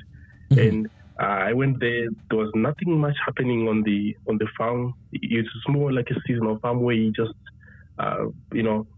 does maize plant like from November, December, during rain season, and harvest like 20 tons and sell GMP, and that's it. And I felt like the land was not utilized enough. I wanted to get involved in doing more there. And, when I listen to the conversations you've been having live, I can sort of like resonate with a lot of things that everyone is mentioning. You need to be on the ground and etc.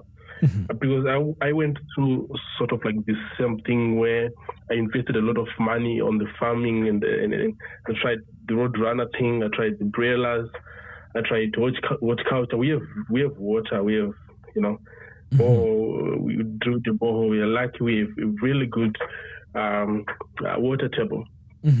So one thing I wanted to share is I was going to take us back to the conversation you had prior to the previous guy, where you were talking about where you were saying to the guy, you need to be on the ground. You can't do farming. You can't do anything in Zim unless you're on the ground because of the culture and everything. Yes. So I just want to touch on that.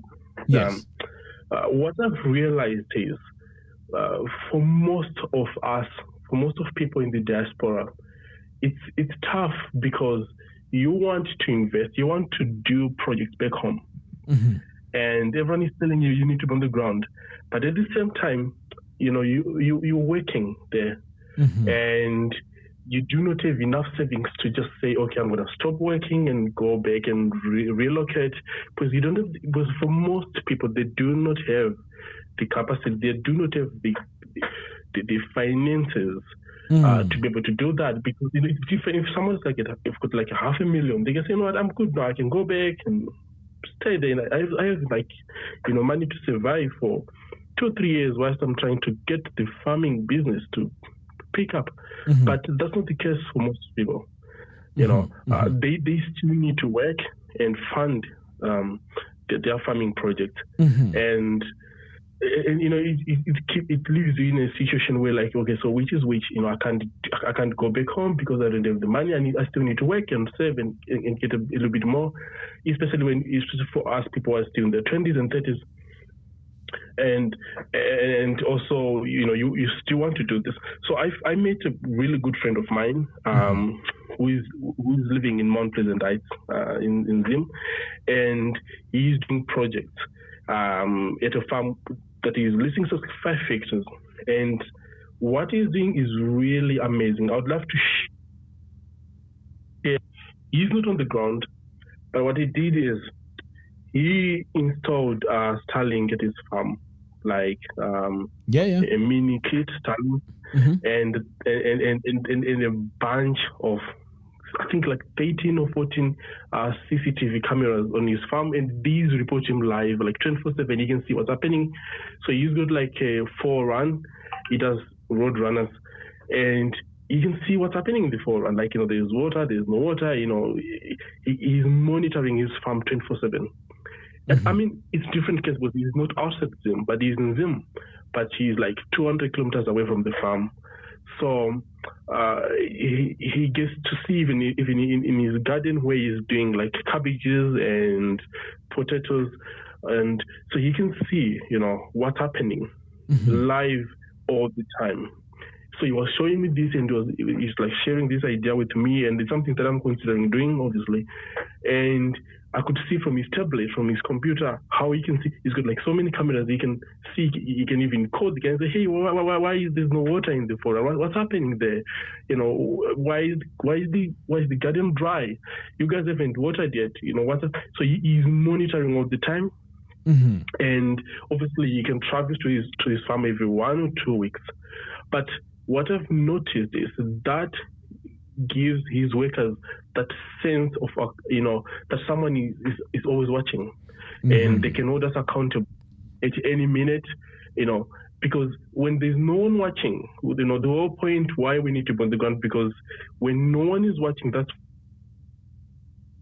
But when you are watching constantly, and you're monitoring and you're communicating and you show them, hey, I'm monitoring, I'm watching, I know what's happening, and we're not going to play any games. That helps. And for him, it's been working because he's been doing cabbages for some time now. He's been doing potatoes and roadrunner chicken. And I could show you some of the pictures, some of the live feed from him.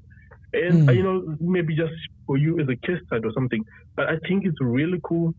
And, I just feel like just to share this with so many people, maybe something you can try, What you've shared is very, very fascinating and very, very important. But on one hand, I was saying to myself, is this what we have to do to our own people, to put cameras so that they could work?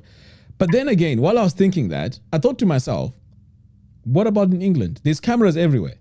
cameras everywhere. So maybe this is the missing link. This is the solution that we need, because maybe it's a human thing that people are just pretty much lazy. But I agree with you with that idea of having the cameras, because I'll tell you my experience. Since I installed the cameras, at first the local people used to come and pretend like, we want to buy chickens, but they wanted to see if the cameras, how they work and how they actually, if they actually, work. So they are motion censored. So when someone walks, it sort of like follows you. So I could hear them because the cameras have speakers.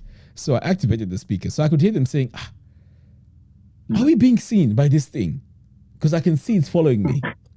So the guy who was installing the cameras was saying, yes, you can be seen. Even at night, you can be seen. So while they were there, I was actually speaking on the thing, on the camera. But you know what that has done for me?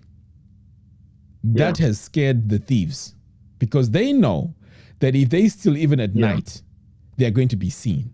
So that to me was a massive deterrent, very massive deterrent. Even the workers, they can be lazy, because I still have some blind spots, because I have chicken runs where I don't have cameras inside, right? And I think they caught on to that. So they know they can be lazy on that side. But on the side where I know the chicks are there and everything, they know, because every time someone goes in, I check the camera because it's motion censored. I get a notification on my phone. And then I talk to them and say, hey, why are you only coming in now? Weren't you supposed to do this in the morning? So by doing that, it keeps them on their toes and it keeps them accountable. So I agree with you with that 100%. There is no way. Everyone says you have to be on the ground. I mean, even if I was in Zimbabwe, can you imagine me being on the farm 24/7? It's almost impossible. It's almost impossible. Yes. And you also touched on something which, again, is very, very important. You see, and I think I may have mentioned this on one of my videos. If you're in the diaspora, how can you invest on something back home and be back home while you stop working? If you stop working, that means there's no more income. Exactly. So how can you be on the ground? How can you be on the ground? It's impossible. It's tough, It's like it's a situation where I faced the same issue myself. I was working for a Turkish company as a senior software dev there, and now I want to invest. I want to run a project at my dev's farm, and do a lot in investment. I had some savings, but they were not, a lot. They couldn't sustain me for more than 6 months if I had stopped working. So, there's stuff like, okay, so what do I do? Which I try to look for some more online gigs. Lucky enough, I was employed by an American company, doing the same thing, but now remote. So there's you can work from home and stuff. So I got that, which is helpful, obviously. So, but it's not everyone. Not everyone will have the same opportunity to work remote, where they can have freedom to work from wherever they want. And it's really tough. Trust me, a lot of people are in this situation. They want to come back home. They want to do more. They want to invest in farming, and some even want to develop their rural home and do something there and utilize the land and stuff. But they can't, because they are working. And if they stop working, then they don't have income. Exactly. No, you're absolutely right. Sometimes we don't think about these things. Like even me, I didn't used to think about it because, for example, I'm in the UK right now, right? But I'm not here because I'm here because I have to work. I'm so fortunate that I can work from anywhere where there's internet, because my work is remote. But what about everybody else who have to be physically on a job? How are they going to do any of this stuff that I'm trying to do? It's almost impossible. In fact, it's impossible. So I agree with you 100%. And it's tough. It's really tough. But I hope what we are trying to create here on Kumusha Investments will make it easier for people to just invest, continue working while the work is being taken care of on the ground. I think that's the only way I can see that it can work. Yeah. Yeah, absolutely, exactly. Just building that trust, that knowing that I can keep doing what I'm doing wherever I am, and I know that I have someone that I can trust who can get the job done. I think that's a noble initiative, and I applaud you for it. I just discovered your YouTube channel, and I've been sort of like binge watching your videos and everything, and I love it. I even watched some previous lives as well, and you just following your whole story, everything like from your video with Wodemaya and everything. It's really inspirational and amazing. Just follow you, and I've learned so much. So I really appreciate what you're doing, and please keep doing. You're gonna hear my name more often. I'm gonna be here. Yes, following and hopefully, be part of some of the initiatives, which I find really exciting. Yes, and also, I know you've got a technical background. If you see there's areas which we can improve on this initiative, please, you've got my number now. Reach out to me and say, you know what, in this area here, you need to be using this technology. This is how we can make it better. This is not a situation where I'm just saying, okay, my way or the highway. No. If you can see somewhere where things can be improved, you can, reach out to me, let me know and say, look, why don't we change this here? We sit down, we look at it, and we want to make this thing the best that we can. And just make it a massive change. Because you see, the vision I have with this is, is massive, because I have passion, for success. And we've been hearing so many times that, Africa is a bad place. We can't do everything there. But as we can see, things are shifting, in Europe, America, things are shifting. But the best thing to do is we have so much knowledge. Look at your knowledge that you have. If we can take all that, and everyone with their knowledge and build something big, I think this is going to be something that is going to be benefiting so many generations in the future. Totally agree. Yes. No, thank you very much. And please do keep in touch as we make all these updates and all this. If you see something that needs to be improved technically, reach out to me and let's discuss how we can implement some of these things. 100%. I'm going to keep in touch, and absolutely, I'll be more than happy to help and contribute. And thank you so much. Thank you for giving me the time and chat. No, thank you so much. I really appreciate you calling in. Thank you. Okay, take care. Wow, that was a very good call there. Oh, we have HB who has donated £4.99. Thank you so much. I mean, this is fantastic. This is really, really amazing. Big follower for a long time, not from Zim, but from Morocco. What? Born and raised in London. From Morocco.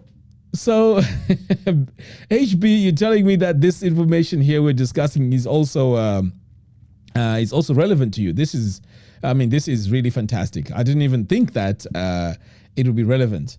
Of course, I don't know much about Morocco, but I'm glad, and thank you so much for the donation. I really appreciate it. I really, really appreciate it.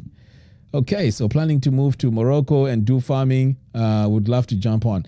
I mean, this is great. This is great. I like the way you're thinking, because I know Morocco does a lot of farming, and they also do a lot of exports to Europe. That much I know. So that must be a very, very good move. And thank you so much for your contribution. Okay, is there anyone calling? If not, I have to try Mr. Choto again to see if he can come back on the call, because something happened there earlier. Okay, so any contributions? Anyone wants to call in?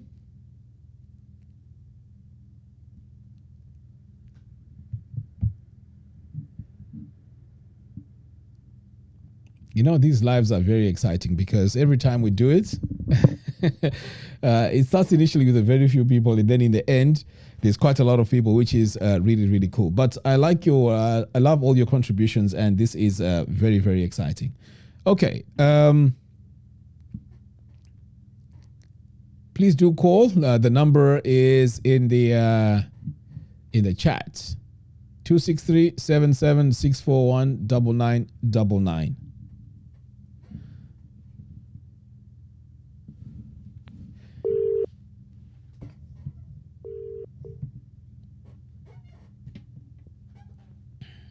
Hello? Hello?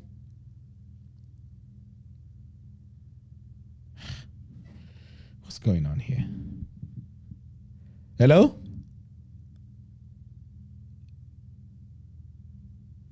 This is strange.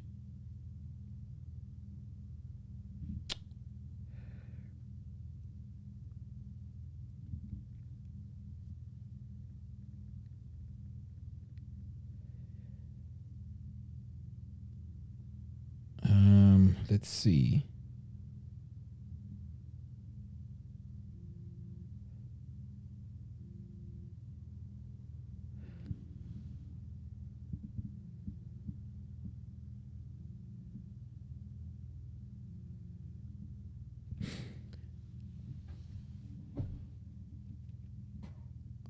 Okay, so let's take oops. Let's get our next caller here. HB.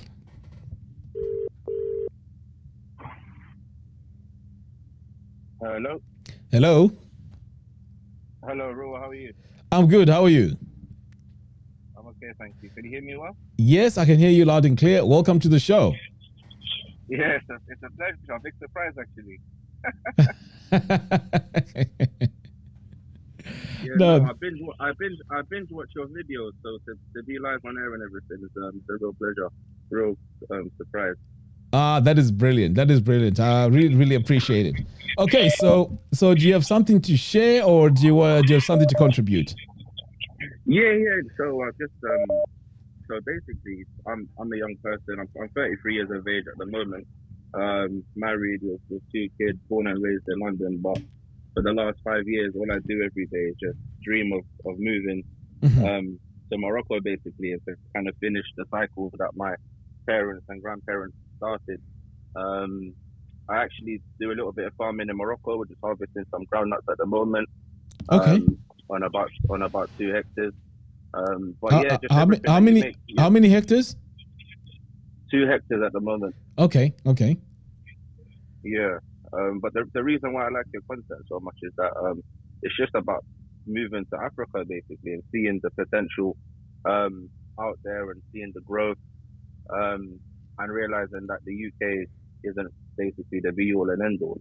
And that there's a lot of opportunities back home, and that's something that you preach. And obviously the other guys that follow your channel and watch your videos and comments, they're all kind of interested in the same thing. So I very much feel part of the family, even though I'm not from Zimbabwe myself. Yes. No, but look, I mean, we can all relate because at the end of the day, we come from the same continent, and the cultures are much stronger, back in Africa. Whereas here, we are all pretty much like trying to blend in, Yeah. Yes. I mean, I wanted to kind of call in to kind of show people that you're not the only person from the UK that's thinking about packing up and leaving and living and just going back to Africa. That there's other people out there, even young people, that are doing well here in the UK, but still yearn for something more, basically, in the kind of lifestyle, the farming life, the rural life. Obviously, you're involved in yourself. So tell me something. Is this the sort of like idea with the community in the Moroccan community of going back home, or it's just you? Do you know what? Surprisingly enough, it's more young people around my age, so like mid-30s, rather than older people. I feel like a lot of my parents' generation and grandparents, have almost been brainwashed into the narrative. That back home is so terrible. And I think that's mainly because of, people back home are always complaining all the time. So people that have been living in the UK for a long time have almost believed it. But, like coming into it with fresh eyes and having been in the UK all my life, I can definitely see the growth in Morocco, at least. over the years. I've been going there since I was young. You know, I can see the transformation, and basically our grandparents got here at the right time where they was buying houses for 30. My grandma bought a house for 30,000. That's worth 800,000 now here in London. I don't have that opportunity, but right now in Africa, there's the opportunities there, and even there, the ship is about to set sail. And if I don't manage to get on there, then I'm gonna have nothing in Morocco and nothing in the UK, which is what gives me the motivation to try and work as hard as I can to try and make that dream reality. Yeah, that's brilliant. So in terms of the land back in Morocco, 2 hectares. I mean, do you get? I mean, do you also have like massive farms like the like 50 hectares, 100 hectares as well, or it's just like small? Yeah, most it's made up of small scale farms. The average I'd say is about 5 hectares. That's kind of everyone in our region anyway. Everyone has 5 hectare plots. Okay. Some places have 10 hectares, but you don't kind of have those big farms like you do in Europe and North America and Australia, of hundreds of hectares or thousands of hectares. So just the 5 hectares is producing so much from your country. So people are making $100,000 to $200,000 profit from that 5 hectare plot annually. What? Yeah. US dollars. US dollars. $100,000 to $200,000 US dollars from a 5 hectare block annually. Wow. It's $12,000 a year just to rent it. Wow, that is fascinating because if you can find it. That is fascinating. But how much do you need to invest on the farm for you to be able to be getting that? I mean, is it like a large sum of money as well? Yeah. So to be honest with you, that's if you put polytunnels on the land. So if you cover the land with polytunnels, it increases the variety of fruits and vegetables that you can grow, increases the yield and the longevity of the season, and that's kind of what translates into the large revenue, and that's mainly for export. So it's mainly berries, strawberries, blueberries, raspberries, and avocados that are kind of the cash crop at the moment. And it's a gold rush basically. So if anyone that has a lot of corporations have moved in, international corporations, and seized a lot of the land. And so it's kind of difficult now, but there's definitely opportunities to make a lot of money. And to be honest with you, it's not just about the money. It's about the lifestyle, you know, having freedom, having more time to spend with my family, you know, better weather, etc., etc. So it's not just about the money. The lifestyle is the main thing, but the consolation is that there's also a lot of money to be made as well. No, that is quite interesting, because I always thought that for you to be able to make a lot of money in farming, it's just gonna be like massive farms. You know, that's the picture that I have in my head. But you're right, because when you look on YouTube, you find that in Europe, in parts of Europe, like the Netherlands, sometimes they have 5 acres, you know, something small, and they make so much from that little piece of land. Yeah, it's from the polytunnels. So polytunnels are cheaper than greenhouses to build. Okay. And so it's a little bit easier to get in, but it's not cheap either. It's about $30,000 US dollars for 1 hectare to cover 1 hectare completely with polytunnels. Okay. Like a professional job. Yeah. Wow. No, that is fascinating. That is really, really fascinating. Anyway, yeah, but just for people listening, just before I go, just for people listening, you know, what Ruwa says is correct. You know, the UK, you know, it's great opportunities for making money, but other than that, it doesn't really have much to offer. So, you know, if you're dreaming about it, then, you know, just know that there's other people also with the same dream that are chasing it as well. So good luck to everyone. No, thank you very much for calling. I mean, I really appreciate you calling and also giving us a different perspective, because here, as you can imagine, you know, the perspective is about, you know, Zimbabwe. So you calling from, you know, from with a Moroccan background as well, and also looking at going back to invest back home. I mean, this is great, and thank you so much for calling in. Really appreciate it. No worries. Thank you. Take care. Have a good evening. And you. Thanks. Wow, guys, this this is amazing. This is amazing. I really enjoyed that, and I'm sure some of you enjoyed that as well. All right, so I'm going to try and call Mr. Choto one more time again. But if anyone wants to call in, please do so right now. Please do so right now.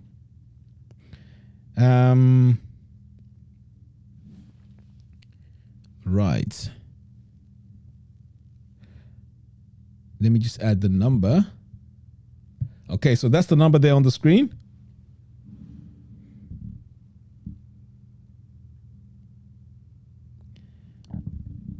So you can call on there.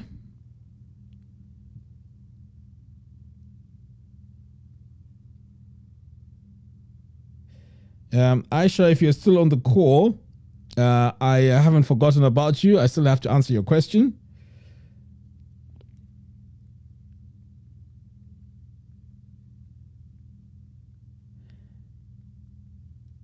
Okay, so I'm just still waiting for some calls.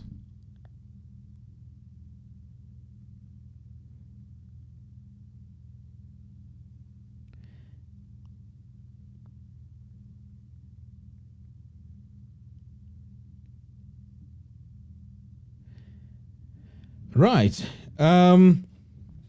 Let's have a look here.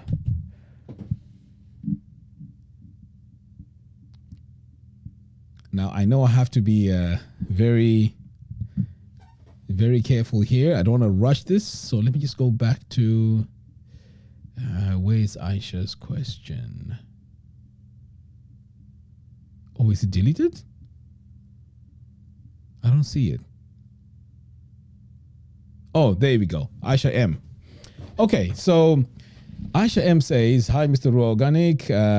What would you suggest for young people in their 20s living in the diaspora, Canada, who are building lives abroad but still want to stay connected to and relevant to Zimbabwe? Yeah, as I mentioned earlier on, this is a very, very, very, very good. This is a very good question. So the first thing I would say is, you have to keep ties with Zimbabwe. That's the very first thing. You said you are in your 20s. My son is in his 20s as well. And one thing that we did, it wasn't intentional, but one thing that we did wrong was we did not allow or maybe make it easy for the kids to visit home more often, to connect with Zimbabwe. So what happened was eventually, my children ended up not speaking English. Not speaking Shona. They only spoke English. So that in itself can be a bit challenged, because when you want to go back home and start integrating with people, sometimes they want to speak with the grandmothers and all of that, and they don't speak good English. The communication can be bad. However, it's always good because obviously they feel like at home, and they can also, the grandmas, they can speak broken English and the communication is very good. So the most important thing is visit home often. Even if it means going home to Zimbabwe by yourself, you need to familiarize with yourself, get in touch with the family, even how the community lives and all of that. Keeping that connection is very, very important. The second thing I would advise you, if you're in your 20s, is don't rush to leave home and rent. That is a big mistake. One of the biggest expenses is rent. So if you go out and start living by yourself, yes, I know a lot of you youngsters, you may think, it's freedom. I don't have to be under my mom or my dad's roof because they have their own rules. So the instinct is, I want to be free. I had it, even my son, he has it. But that's the biggest mistake you can make, because when you're in your 20s, if you live with your parents, even if you have to chip in here and there, with the bills, whatever it is, it's not the same as paying a fully fledged rent. So that is the time to save money. So if you even just like, let's say 3, 4, or even 5 years living with your parents, I know it's not very exciting to your friends. You know, it doesn't look very, very cool to your friends and so on. But the most important thing is you need to worry about what you want in your life. And that is to make sure that you have your goals and you meet your goals. And part of meeting any goal in life is obviously being financially, having the money, the finances for you to be able to do whatever you need to do. So don't move out too quickly, okay? Don't move out too quickly. The second thing I would say is look at opportunities just to buy the land, okay? Even if it's those plots, right? And you don't have to start building right away. Just buy the land. I would even go as far as saying, whenever you get an opportunity to buy a piece of land, just buy it. Buy another one, buy a third one, buy a fourth one while you can. Land in Zimbabwe is so, it's so valuable. It's unbelievable because the society and the people in Zimbabwe, they value land, especially residential land, because in Zimbabwe, it's embedded in our culture that if you have a house, you've made it. The quickest way to get respected as a son-in-law or as someone in society is if you have a house. If you don't have a house and you don't have a car, you are a nobody. So everyone wants land to build their homes and everything, especially if it's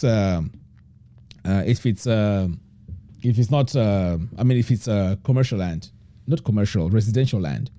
So with 4 stands or 3 stands, what you'll find is by the time you get to your 30s, 40s, one land can actually build a full house on the other one. And we're talking about Zimbabwe here. One piece of land, when you sell it, it can actually build the other one. So that's the easiest thing to do, because if you start building, maybe right now in your 20s, early 20s, it might be a bit too overwhelming for you. So the best thing is just to buy the land and just leave it. It'll always accumulate in value. So that's what I would really, really recommend that you do. Don't jump into projects which require a lot of work on the ground, where there's a lot of moving parts. No, real estate is fantastic. Just buy the land and just leave it there. The next thing I also want to talk about is in your 20s, right? Always think about what you're going to do in the future in terms of how you're going to earn money, okay? And one of the ways I would highly recommend, and I know a lot of people will disagree with me on this one. They'll disagree with me on this one. Always think about going into a career which you can turn into your own business. This is very, very, very important. Don't go into careers where you have to be stuck in employment. No, you have to choose a career where if you go into employment, you learn as much as you can from there and then set up your own thing later on in life. That way, you save more money and you can make more money and you break that barrier, the ceiling, because the salary is a ceiling. It's very hard to break that ceiling. That's why you find that anyone on a salary, it doesn't increase a lot. It doesn't increase a lot. But the only way you can make more money is by providing value. And if you multiply it, then you have no ceiling. So that's very, very important. And also, if you decide you want to go to Zimbabwe, for example, it's easier now for you to say, you know what? I'm going to leave Canada and go to Zimbabwe, because you've set up your own business. Especially right now with this online stuff, it's very, very easy to do that. You see us now in our mid 40s, late 40s, 50s. The struggle is, I'm sure if you were listening, you heard from the previous callers. You're stuck in the job, yet you want to do a project on the ground, and you can't do either or. It's one or the other, you know. So you want to make sure that you have that freedom to move around. if you needed to. It's very, very, very important to do that. And the other thing as well is, and this may sound like it's a very small thing, right? You have to align yourself with people who are like-minded. You have to align yourself with people who are like-minded. That is very, very, very important, because if you don't do that, you're going to be in a situation where you're going to be influenced by friends that you're hanging around with. And peer pressure happens. Don't think that peer pressure only happens in primary school or high school. It happens even as adults. So you want to make sure you are with the right group of people, the right crowd, because if you don't do that, again, you're going to miss a lot of time, wasted time. And your 20s are very, very important. So I guess maybe those are the most important things that I can think of right away. If you want to invest, while you, of course, you want to build your life abroad, while you still want to get connected and relevant to Zimbabwe. Just keep your ties.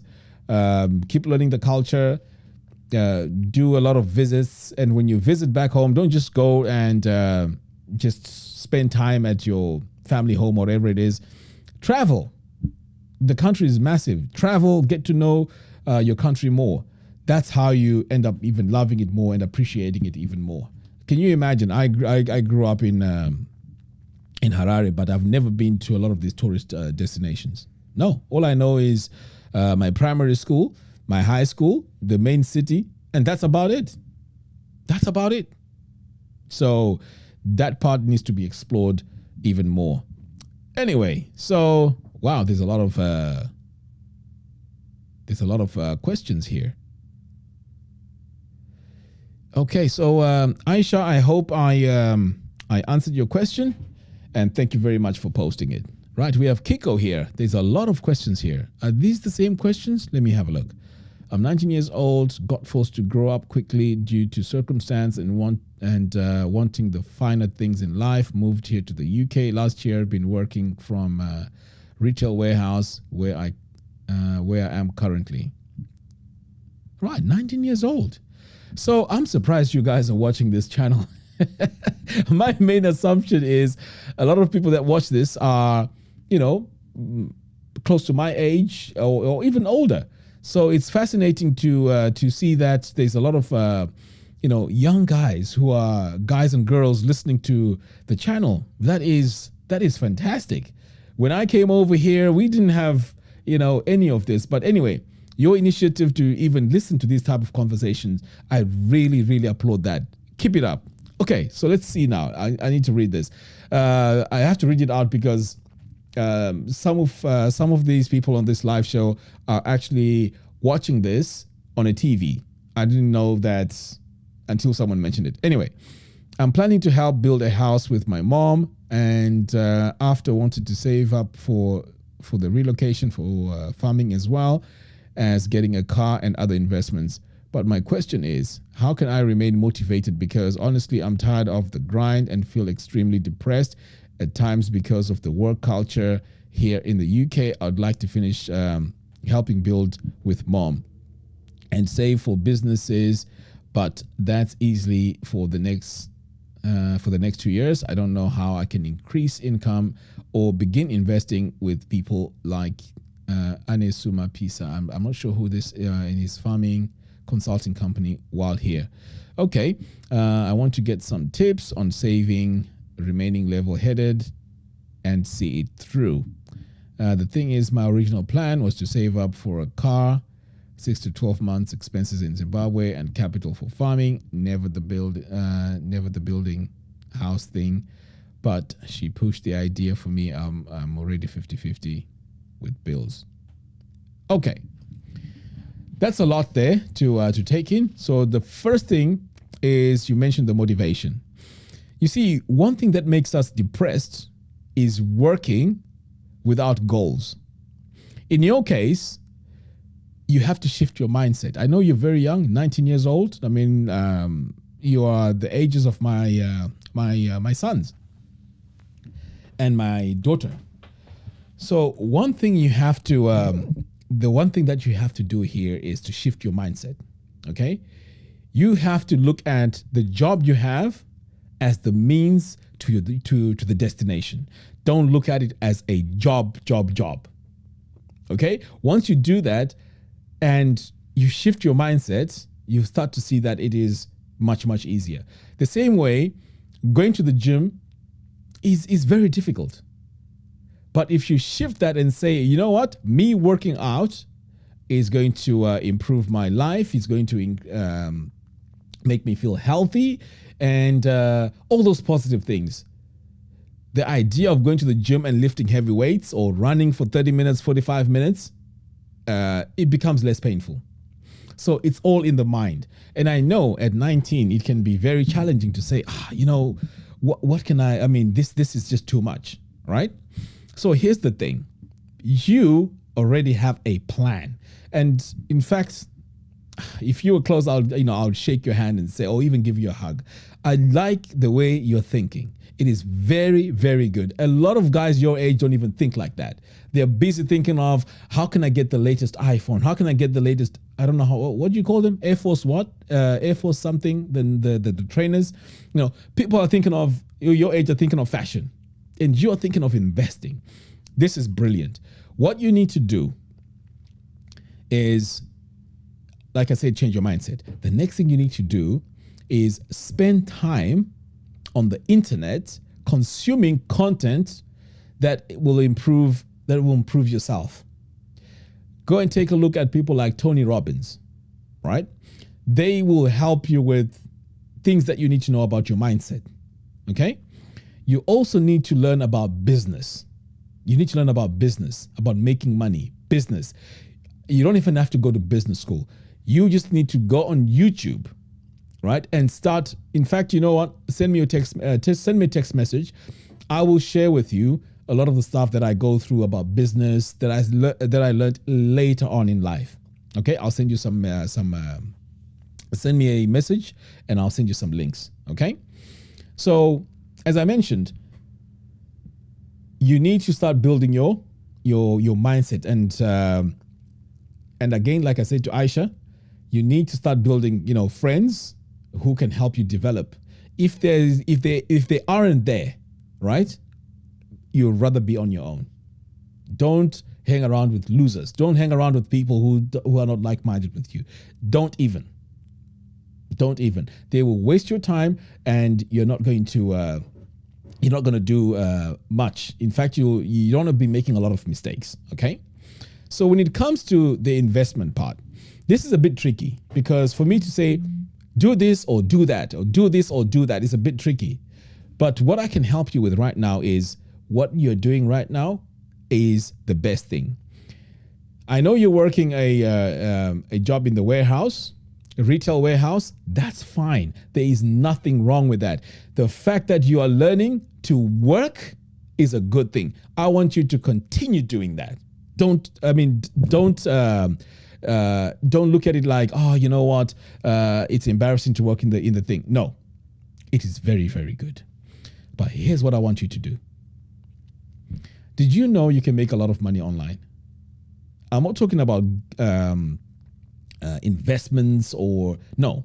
I'm just talking about finding something that you're passionate about and then turning that into a product or a business. People are buying digital products, and it's very, very easy to promote them and sell them. Okay, digital products. If you can create something around the digital products, that will be fantastic. And I want you to start thinking about documenting your journey from the warehouse, getting that side gig. You need to make money on the side. Passive income on the side while you're working. You're very young, you're full of energy, you can do it. Okay, again, like I said to you before, text me. There's a lot of ways to make money online. You can learn skills like web design. You can even learn skills like video editing, filming, those type of things. You can go to websites and offer those services and make your money. Sometimes you make 10 pounds here, 5 pounds here. It all adds up. And while it's adding up, you're also what? Gaining experience.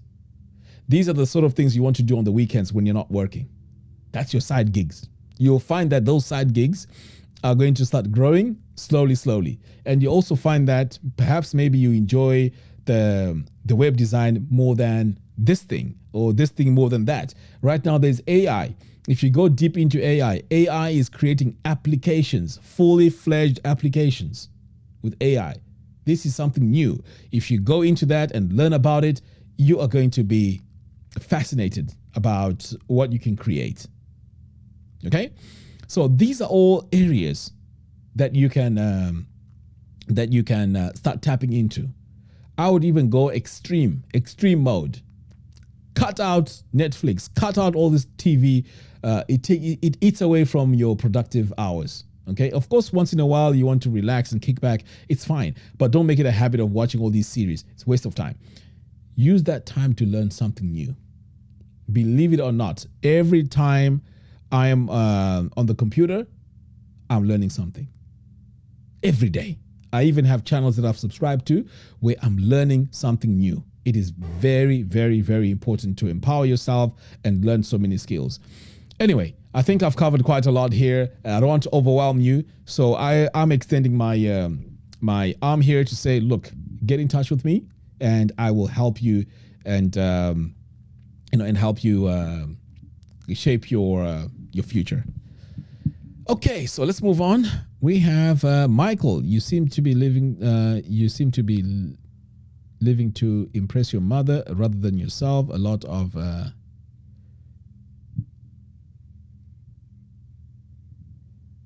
it would be good to get some perspective of people who have been grown up living in Zimbabwe to see the view of business and in the diaspora community. Yes, it's that's a very good point. That's a fair point. That also has to be balanced. Okay, it has to be balanced. Right. Anyway, guys, I am really tired now. This is almost 1 o'clock here in the UK, and wow, it has been very, very exciting. It's been a while since I last did this. So anyway, guys, go to kumusha.com if you want to be a part of this investment journey. Kumusha.com. I'm going to create also a community here where people can chat, discuss, and share ideas, because the numbers are just so overwhelming. They're so overwhelming. A lot of people are tuning in, and a lot of people are very excited about this initiative. So it is very, very good. Okay, so I can see here there's 2 people who tried to call me. Okay, this is Kiko. Fantastic. Okay, let me take this call. Hello?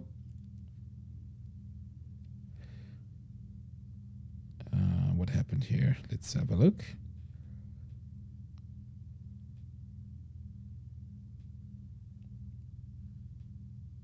Shelton. Okay, I have a message here from Shelton saying, I'm loving your show. Thank you so much, Shelton. Really appreciate it.